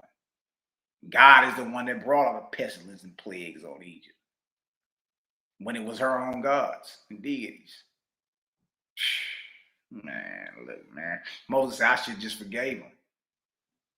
You know what I mean? Let that be a lesson to all us, man. You did. I know sometimes you get angry. Be ready to go ahead and pop it. Hey, slow down. You don't want to make no hasty decision and you angry. You did. You'll later regret that. I mean, look, at least Moses was able to, get into theory and do his thing. But notice, he had to come clean his mess up. He had to come clean his mess up. You did. Look at his record. Instead of this, I should have forgiven him. Oh, Jehovah, I have sinned before you. And you have searched me out after all these years and brought the matter home to me. You are just, O Almighty. In your name and by your wisdom and power, I will return to the lower heavens and take in charge the man and people I judge. When it was known in paradise that Moses was coming, great joy was manifested. For God and the Holy 11 and the Holy Council all desired to see Moses. And God commanded the full board of marshals and also the musicians to go outside the capital and meet Moses and escort him before the throne. And they accomplished these things, and Moses came before the throne of God, saluting in the sign, judgment of time. And God answered them under the sign, your labor is our joy and glory. And God said, in Jehovah's name, O Moses, come and honor my throne. And Moses went up, sat on the throne at the right hand of God. And Moses said to the Holy Council and to the Holy 11, your God should be my God. In his love and dominion, I am cast by Jehovah's will to deliver those who have suffered from me and my words. God said, shall we not have a day of recreation first? Let's kick it, Moses. I heard a lot about you, man. Moses said, nah, till I have delivered Nugon, who was Pharaoh, there can be no peace. He's like, man, I'm here to handle business, man. I ain't here to, shoot the breeze and, salsa dance. Permit, therefore, your marshals to go to the keepers of this man and bring him before this throne. And soon Nugon was brought in again, all muffled up to keep the light from hurting him. And he was still crying out, oh God, son of Jehovah, oh Moses, Moses, Moses. They got this boy in a straitjacket. Moses, Moses, Moses. When Moses saw this, he was nearly overcome by the pitiful scene. Moses brushed away his tears and rose up, raising his hands to Jehovah, saying, light of your light, O Jehovah, power of your power, O Jehovah, deliver him whom I cursed. Put his grief and sorrows upon me who has sinned against him. A mantle of yellow light, cloud light descended upon Moses as he stood transfixed before Jehovah. All the place was still as death. The blinds and muffles on Nugon fell off, and he stood silent and motionless, gazing with fixed awe upon the holy scene and upon Moses on the throne of God. Can you imagine? That slave master looking at one of his ex-slaves, or the man who delivered his ex-slaves out of his kingdom and out of bondage. That's like Master Crenshaw looking up and say, oh man, these niggas done stole heaven. The hell you mean? The hell you mean Cosmon Carol's is sitting on the throne of God? You mean to tell me these niggas that broke into heaven and stole the throne of God? New God did not turn his eyes from the glory of Moses and the ethereal mantle, for he knew Moses, even as if it were only yesterday that they parted in Egypt on the earth. Slowly now Moses lowered his upstretched arms, and his hands were brilliant like yellow fire. And Moses said solemnly, all praises to you, Jehovah. You are just, you almighty creator. New God added. New God added. For through him is all deliverance. So now you got slave masters paying homage to creator. Look at that. Huh? For through him is all deliverance. And he just got delivered out of a hell knot. Worlds without end. And your praise I will sing forever. O Jehovah, O Most High God of Moses, my deliverer. Whoa. Make me strong, O Jehovah, so I can look upon him whom I persecuted and abused. Then Moses looked upon Pharaoh and said, these things had to be. You were the last of the pyramidal age of man, and I was the first founder of the migration of the righteous. All things are done by Jehovah in his own way and time. As I have been bound by my curse upon you and your people to come back to deliver you and them, so by your curse against Israel, you shall now return down to the earth and labor to lift up Israel. So even though Moses had to come get his curse together that he put out there, so does Pharaoh. See, you receive your judgment after you get up out of your torment. Now you got work to do. Now you got work to do. Now you got to go labor with Israel. You got to go labor with the descendants of those people you persecuted and was hell bent on destroying. That's your job. See, whatever you mess up, you got to clean up. You dig? So it ain't just like Moses is, got to go ahead and clean this curse up that he put on Pharaoh. Pharaoh got to clean up his curse he put on the Israelites. The justice of the Creator reaches to all time, space, and place, boy. Good night. For Israel has fallen from communities and has taken to kings in the same manner as the heathen and the idolater. Her people are divided and broken up, and many of them become worshipers of the false gods, Baal and Ashtaroth. Look at that. Israel is under the inspiration of Baal. Still to this day. Still to this day, man. Look at it. Yes, they are forgetful of my commandment of peace and love and have taken to war and earthly aggrandizement.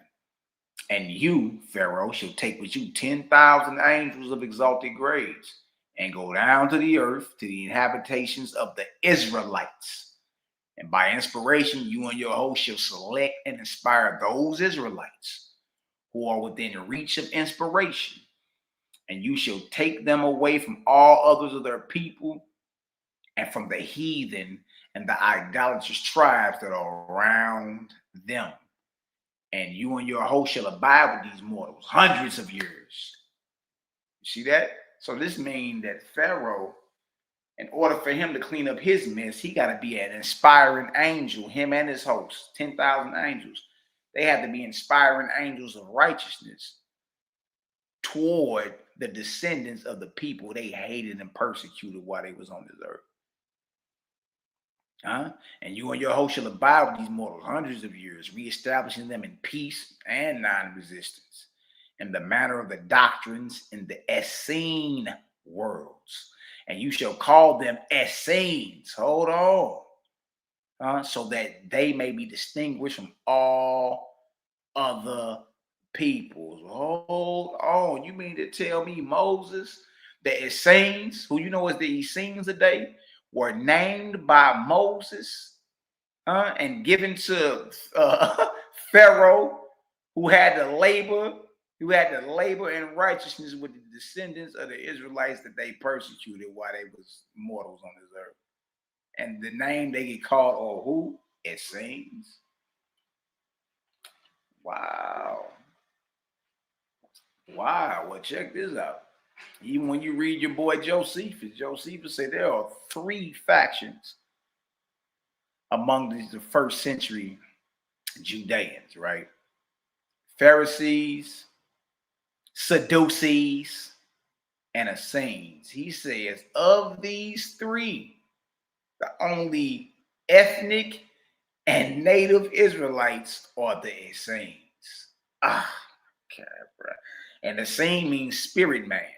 And this title was given from Moses or by Moses in the heavens and given to the angel host of Nugon to inspire Israelites to be called this. If y'all understand that, drop a 12,000 in the chat. Boy, what is we talking about around here, man? Huh? Nugon said, your decree is most just, O Moses, and I know in truth your words are Jehovah's. Tell me how long shall this labor be for me and my host? Moses said, some hundreds of years. Like, this ain't nothing that you can just, you gonna wake up, sniff the Folgers, and it's over. No. Nah, you're gonna have to get it on for hundreds of years, Jack. You know what I mean? That sometimes it take that long to clean up your mess. That's why, look, man, it don't benefit us none to be on nothing evil. It just don't. It don't, man. It don't even benefit you to be evil. You did. You ain't doing them but putting more and more bondage on yourself. And you ain't trying to be stuck here around all these rebellious misfits.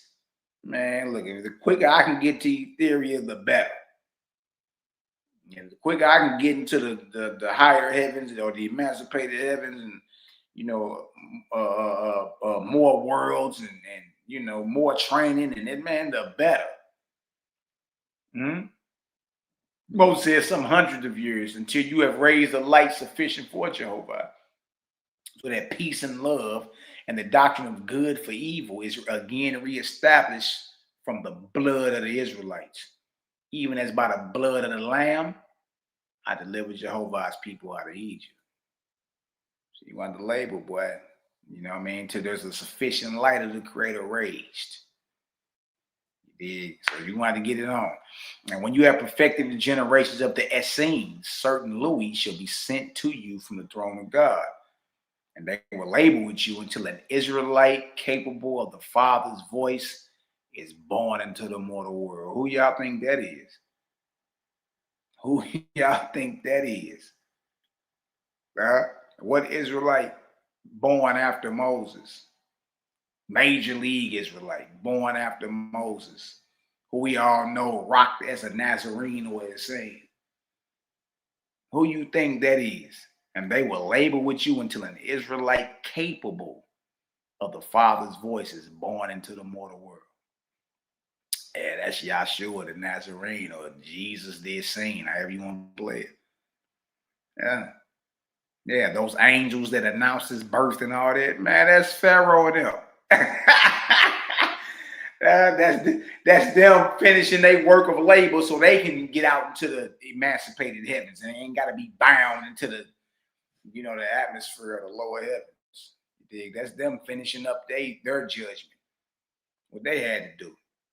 So that's wild, y'all. Slave master that was hell bent at destroying our great grandfathers and grandmothers can easily be the inspiring host that's inspiring you right now. You know what I mean? To be on some creator time. Versus, versus the time of the gods and the deities. That's how that works. They got to clean their mess up. You was hell-bent at destroying these people when you was in power. Dang, that's crazy, son. That's crazy, son. Look at this. Nugon said, hear me now, my plea, O Moses, you who are son of the Most High. When I died as to the earth and entered heaven, I found before me my kingdom in heaven waiting for me. And they were miserable, being beggars, slaves, and idiots because of the slavery I had put upon them in the earth life. And I could not escape them or put them aside. If I went away objectively, then subjectively I remembered them and was drawn back to them. Ain't no escaping. The Queen Elizabeth of England, ain't no escaping. No, your kingdom waiting on you. Yeah. There she is. Got us one. Hey, that's what I'm saying. Look, man, I don't even know why niggas be out here talking about they want to be kings, and man, I'm cold. Man, do you know the bond is just waiting on you? You generals and captains, and man, look, look. Yes, I was like a young colt when first being haltered, pulls away, but fails, then pulls again and fails, and so on, until he finds he cannot escape, then tamely submits. Even so was I bound in my kingdom. And I obliged in the end to yield and become a slave to them. Now you the slave, to provide for them. For I had so despoiled them of their talents, they were as helpless as infants.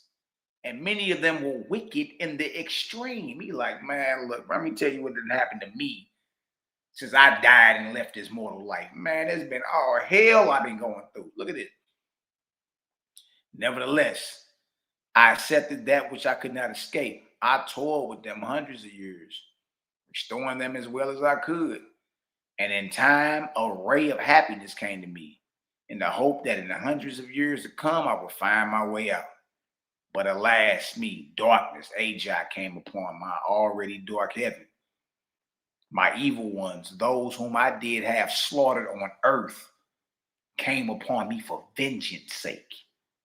Yeah, a lot of us be wanting to know where's the justice for our forefathers and foremothers? Man, they getting them some long stomping. What you mean? Yeah, they getting some long stomping. Oh, you waiting to get you some power so you can go kill some white folk or go kill some Arabs. Y'all don't know the system and the order of the spirit world. Look, those who have been wronged, destroyed, hung, whipped, shot, burned, or whatever, whoever did it, gotta holler at them. You gotta holler at them when you get over there. And these niggas is mad. Yeah. Why wouldn't they be? Those whom I did have slaughtered on earth came upon me for vengeance sake. And that's for all you little jokers out here putting that pistol on your people. Hey, you gotta holler at them jokers when you get over that way, boy. Look at this. Anarchy overflooded me and my people. They became very demons of madness. And they seized me and bound me and bruised me and suffocated me with horrid smells. Millions of them. He describing his torment in this hell knot.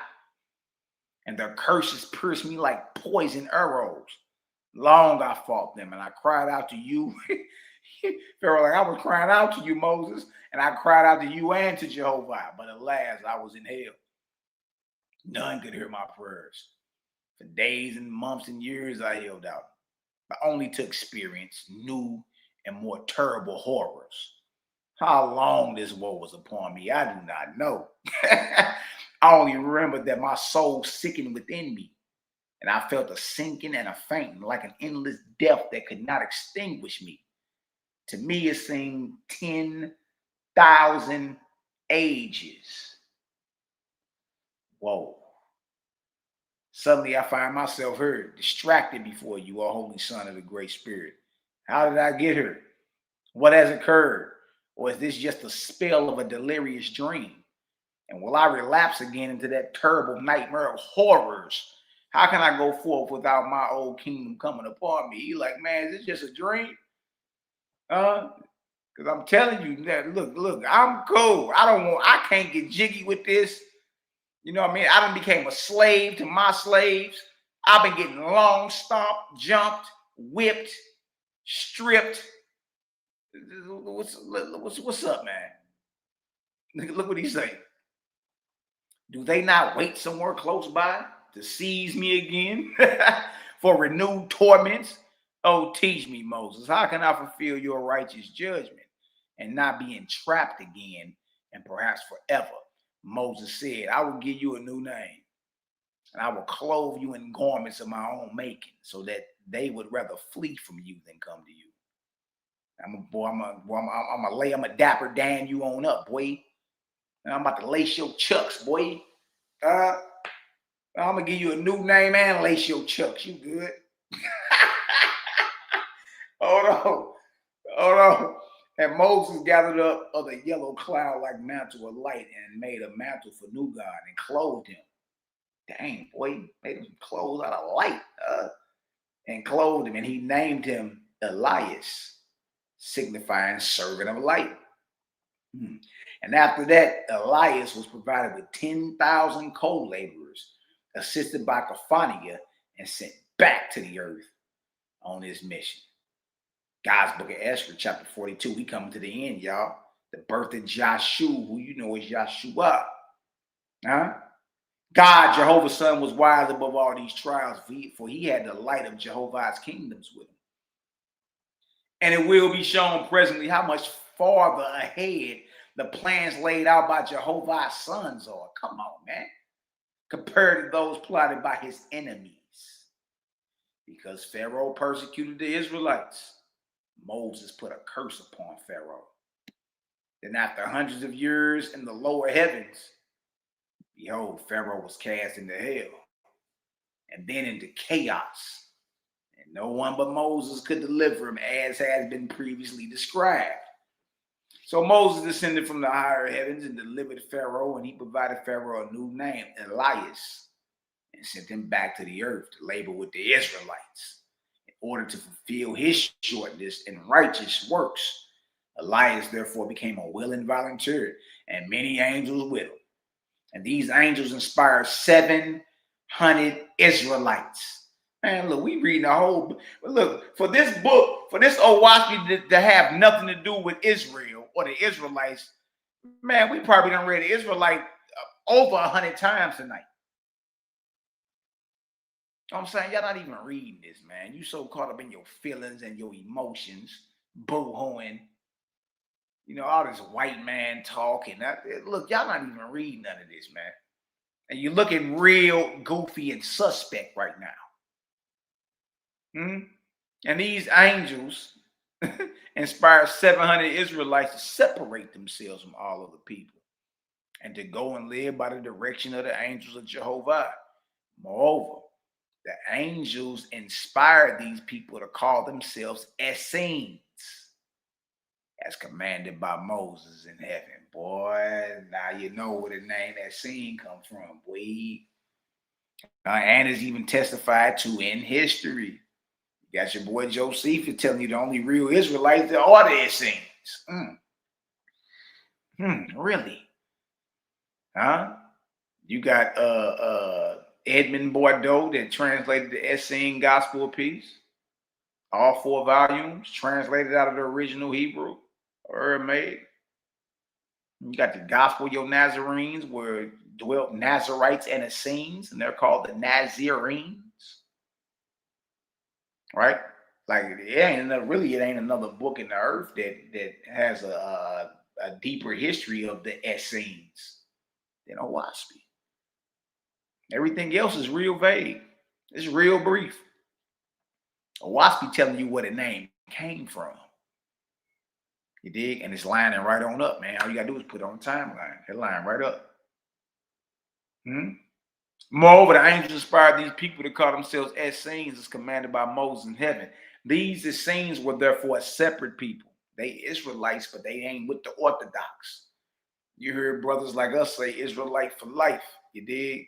But don't mistake us for these Orthodox niggas that's under the vibration of Baal. You understand? Can't wait to kill something and chew on an animal loin and go to war. Nah. Your God is a man of war, and they done seen your God, and you assume that this is the Almighty Creator. No.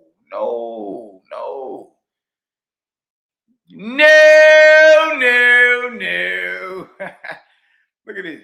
These Essenes were therefore separate people, pledged to Jehovah, that had no king or earth rule, except their rabbis. They dwelt in communities and families of 10s, 20s, and 100s, holding all things in common. But in marriage, they were monogammatic. The Israelites ain't even like that. Oh my God. You mean I'm gonna have one? Yes. You know what I mean? Yes, that's just how these bros roll. You see? You think you about to go ahead and be able to recruit a whole harem of hoes. a whole roster of linebackers. Talking about you polygynous. Man, if you don't go sit down some work, what? But in marriage, they were monogamous, nor would they have more than one suit of clothes each. See? And they lived on fruit and herbs, vegetables only. They ain't chewing on no flesh. Nor did they eat fish or flesh of anything that had ever breathed a breath of life.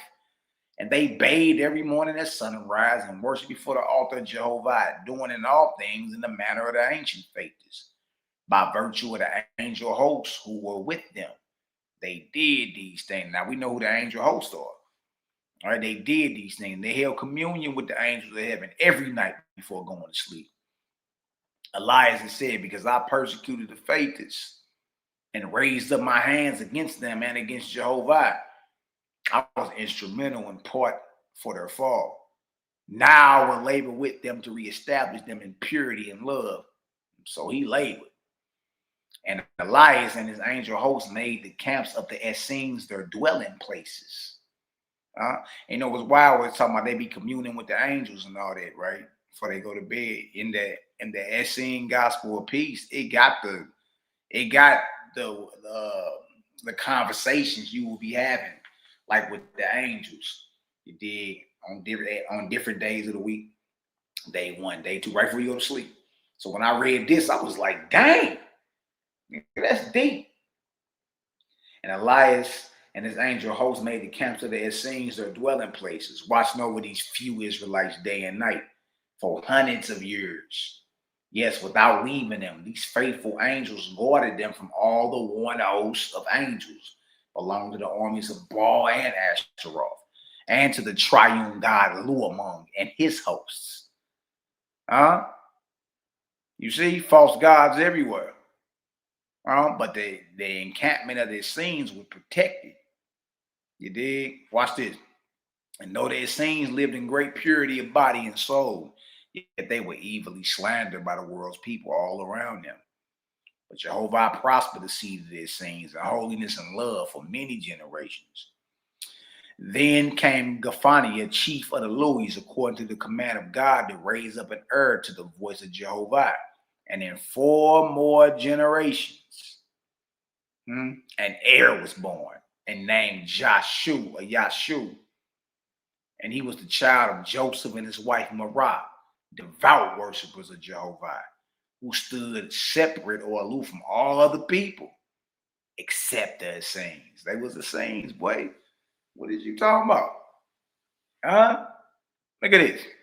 The time of the birth of the child was 3 days after the descent of a heavenly ship from the throne of God. And many of their scenes looked up and saw the star, which you know is the Star of Bethlehem. The Star of Bethlehem, y'all, is a spaceship. And the Star of Bethlehem, the wise men followed the star. The star is a spaceship. It's a ship. But you think that be when them stars be coursing that firmament, you look up and see a shooting star. Yeah. And the time of the birth of the child was 3 days after the descent of a heavenly ship from the throne of God. And many Essenes looked up and saw what? The star.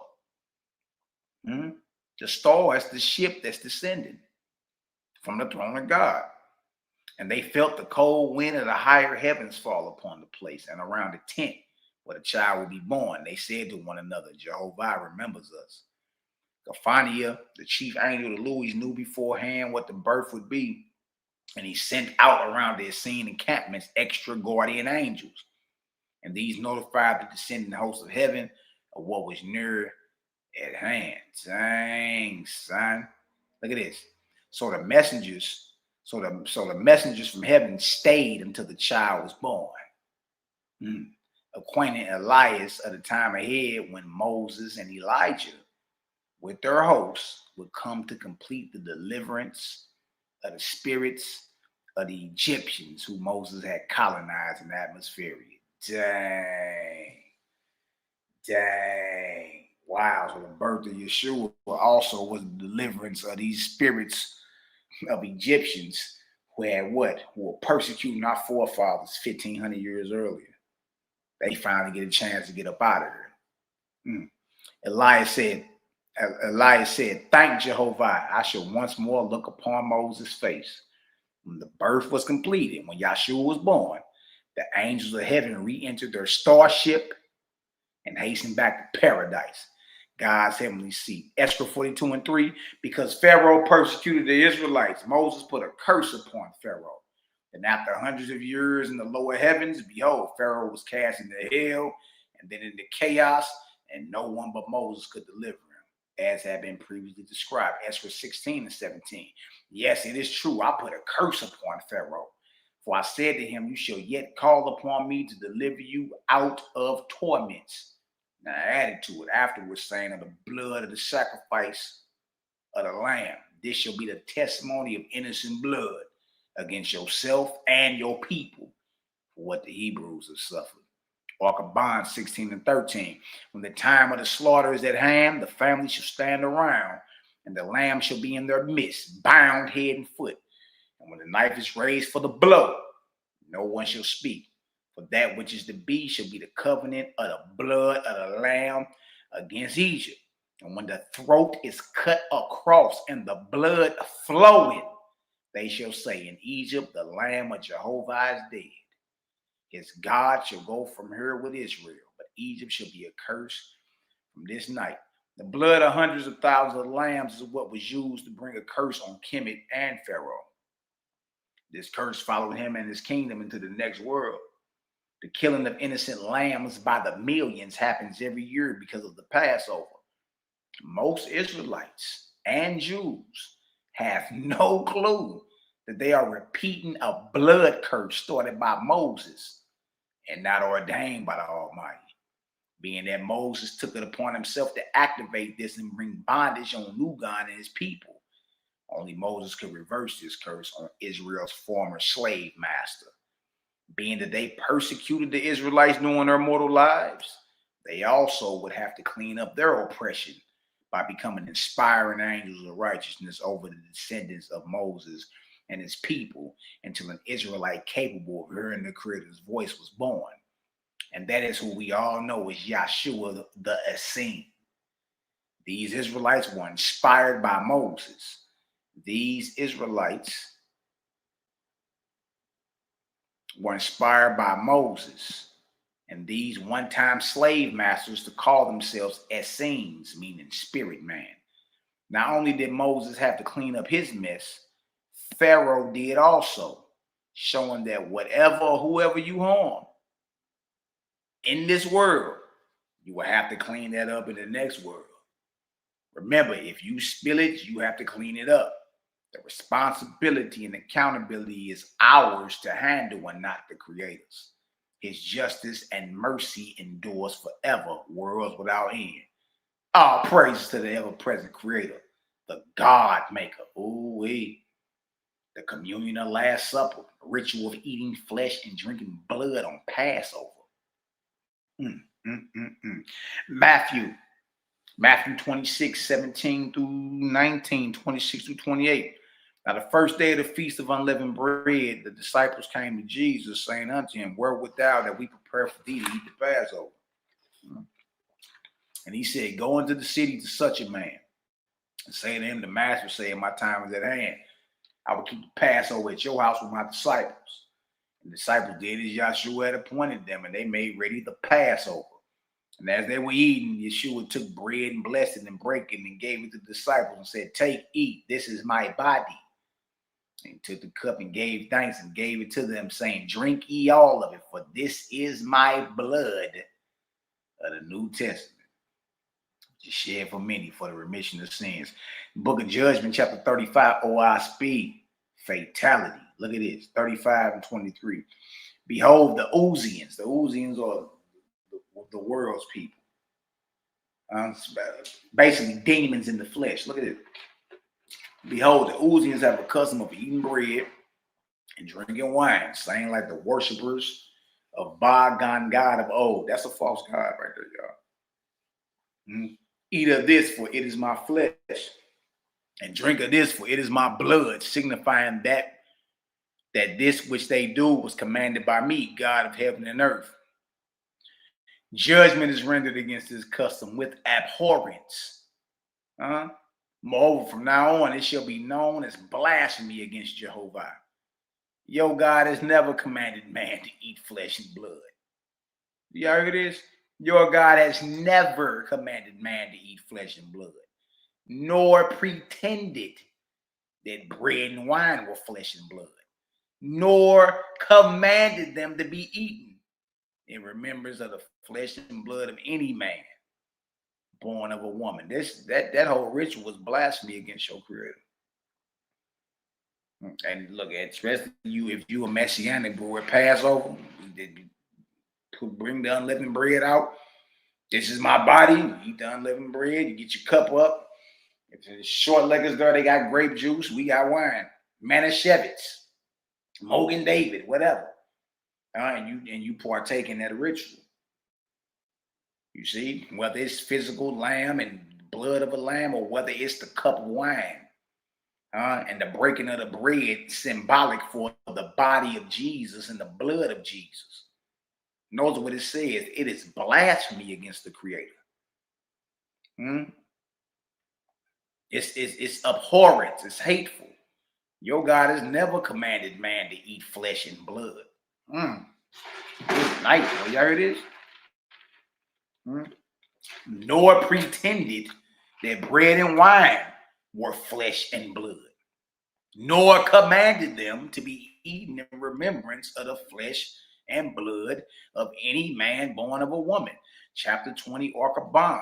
Moses called together the heads and the rabbis privately and spoke before them, saying, what have I taken upon me, O Jehovah? Behold, your sons and daughters that follow me out of Egypt.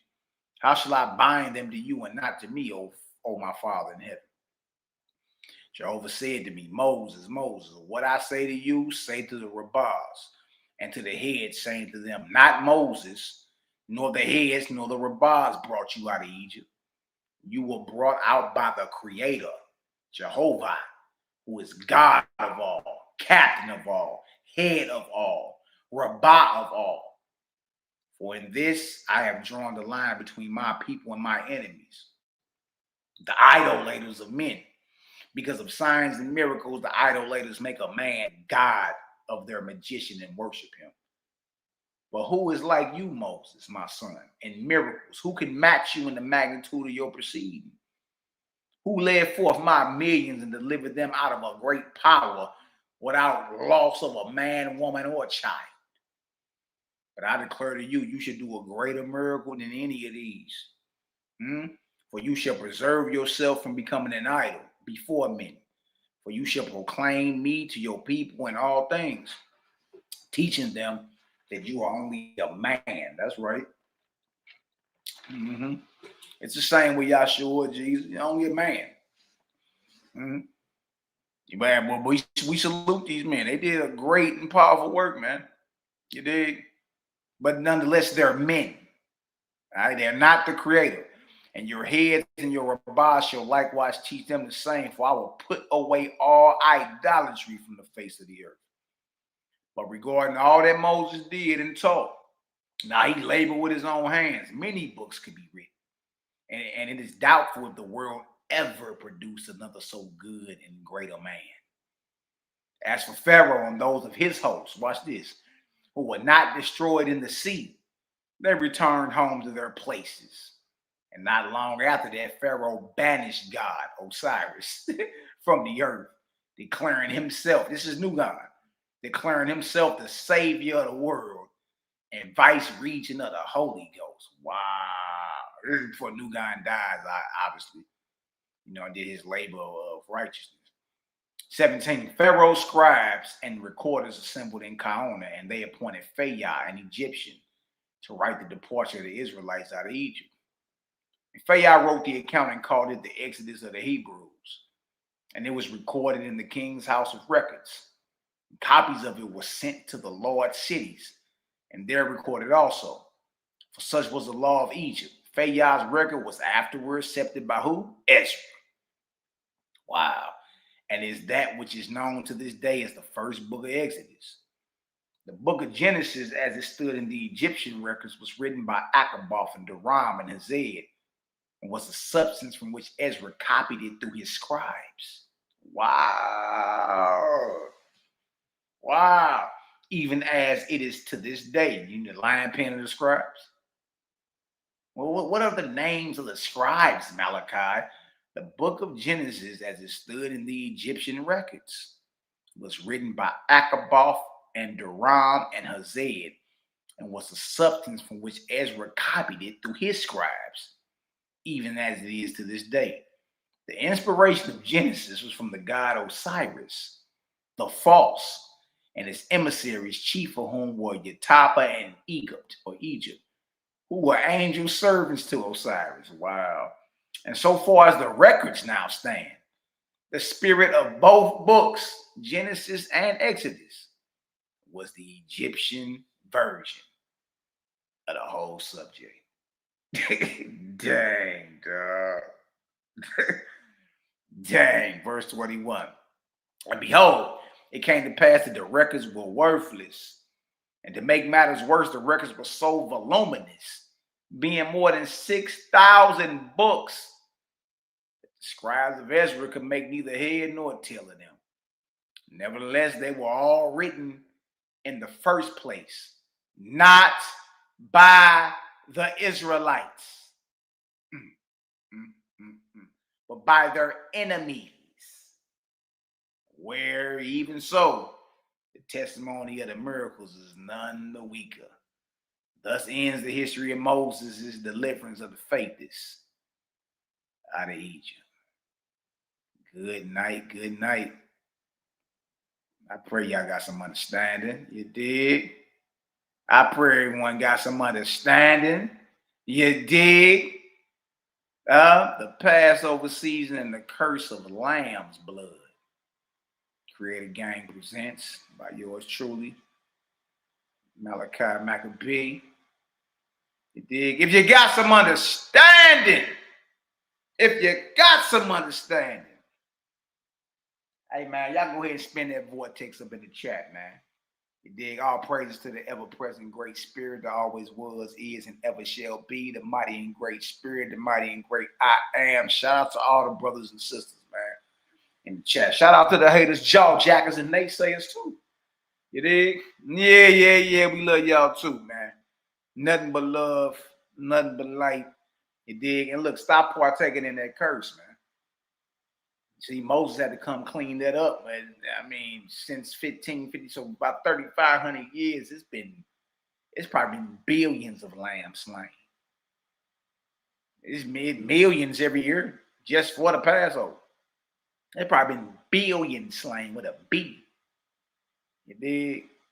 So all praises, glory, and honor the Almighty Creator. Now we know. Now, look, and it makes sense now because, look, we read in Jeremiah, and Jeremiah's, look, none of this was commanded.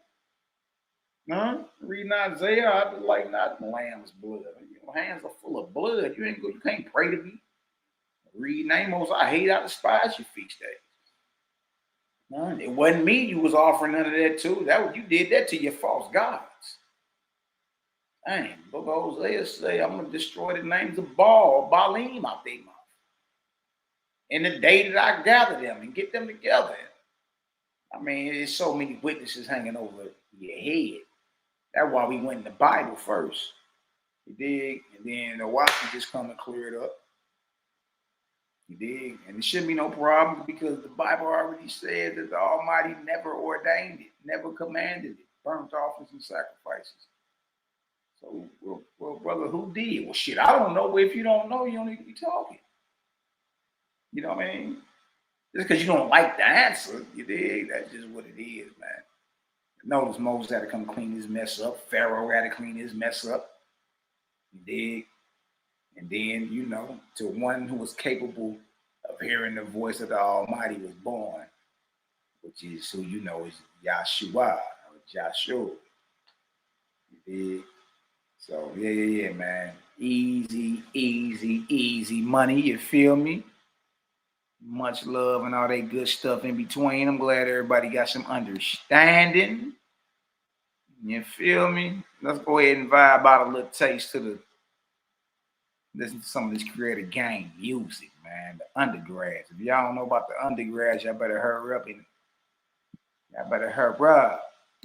Big shout out to FGK Capone. Shout out to my brother Bronze Yo. These brothers is putting in pain getting this work done. Let's go.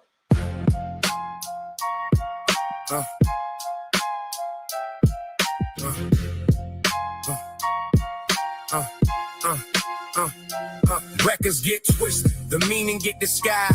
Symbols get praised while the spirit get denied. The Lord's fourth book is OSB's guide to how over time the truth's turn into lies. Records get twisted.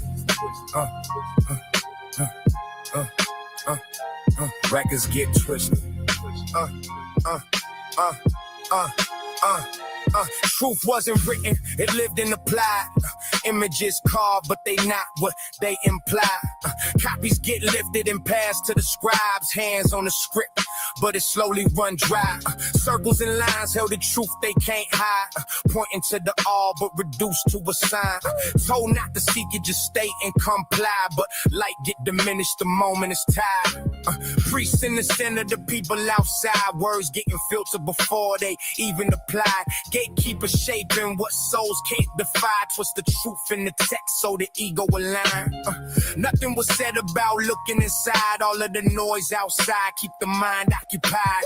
Truth was a whisper they learned to divide. Buried in the scriptures that were written in lies. Records get twisted, the meaning get disguised.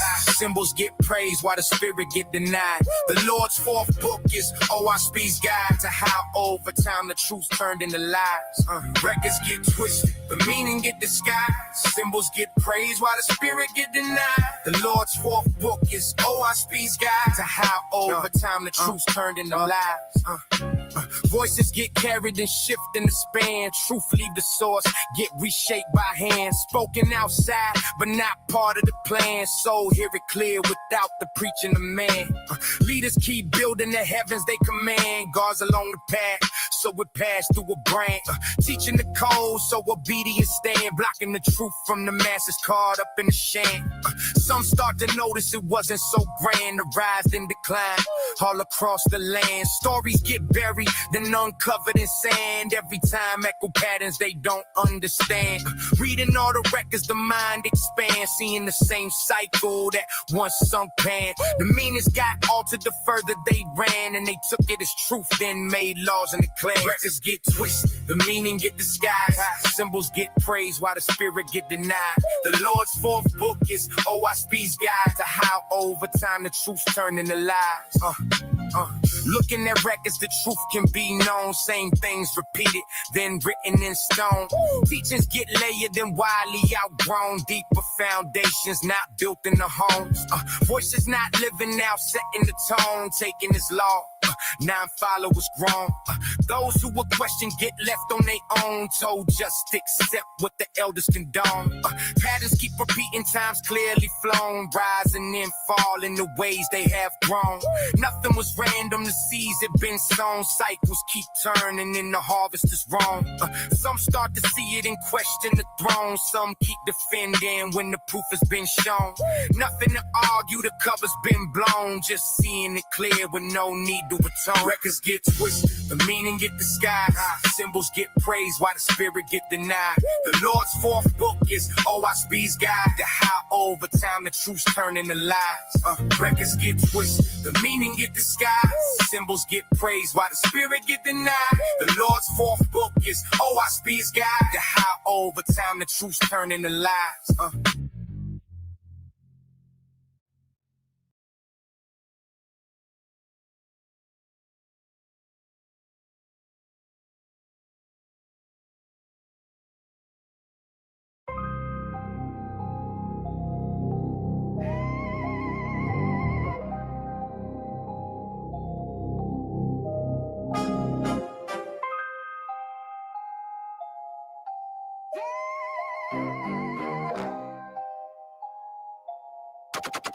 Yeah. Say his prayer, hit the heavens when it's leaving the mouth. Wake up the old souls that been sleep on the couch. When you knowin' what you know and ain't no speaking in doubt. And when Jehovah get to show and raise a king from a cloud. Say his prayer, hit the heavens when it's leaving the mouth. Wake up the old souls that been sleep on the couch. When you know what you know and ain't no speaking in doubt. And when Jehovah get to show and raise a king from a cloud. They pray deep where the pain don't hide. Down in the dirt where the hurt reside. He spoke one truth and the cloud slid wide, letting sun hit the block like a shift in the tide. They asked first, Father, make the unseen near, and the sky bow down just to make things clear. Teach me truth, let the pride disappear. Show me my flaws so the path steer clear. I seen broke hearts start breathing again. Seen doubts creep in when the spirit descend. When you call from the depth, ain't no falling back in. Jehovah raise you up, no Lord contends. Take away self, let the weakness confess. Turn a soul from the chaos to a place of rest. Seen a lost man stretch past the chains and the nets, cause the purpose stood firm under pressure and stress. Today's prayer hit the heavens when it's leaving the mouth. Wake up the old souls that been sleep on the couch. When you knowin' what you know and ain't no speaking in doubt. And when Jehovah get to show and raise a king from a cloud. Today's prayer hit the heavens when it's leaving the mouth. Wake up the old souls that been sleep on the couch. When you knowin' what you know and ain't no speaking in doubt. And when Jehovah get to show and raise a king from a cloud.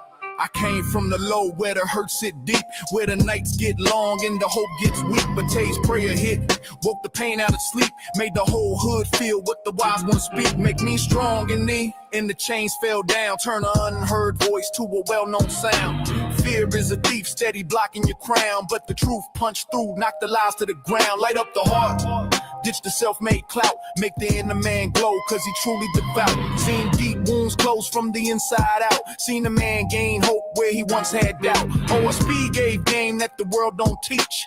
Truth so complete, you can feel it in speech. Every lesson a reminder why we push for the peak, and only putting words to action bring the goal in reach. Today's prayer hit the heavens when it's leaving the mouth. Wake up the old souls that been sleep on the couch. When you knowin' what you know and ain't no speaking in doubt. And when Jehovah get to show and raise a king from a cloud. Today's prayer hit the heavens when it's leaving the mouth. Wake up the old souls that been sleep on the couch. When you knowin' what you know and ain't no speaking in doubt. And when Jehovah get to show and raise a king from a cloud. Now the Cosmon era got the world on shift. Dark clouds take flight like Ethereum ships. Souls lost in the rifts and the messenger swift, bearing orders from Jehovah on a heavenly writ. Tay walk first, so the pathway cleared. Ask creator for the truth, no vanity near. Make me upright, Father, keep my vision sincere. Let the old world fade, bring the new world here. I seen hope stay warm in the season of cold. Seen faith carry man down a beaten road. I seen the spirit hold firm with a massive load. Seen man stand pat when the plan unfold. Every creed that we chant get intention now.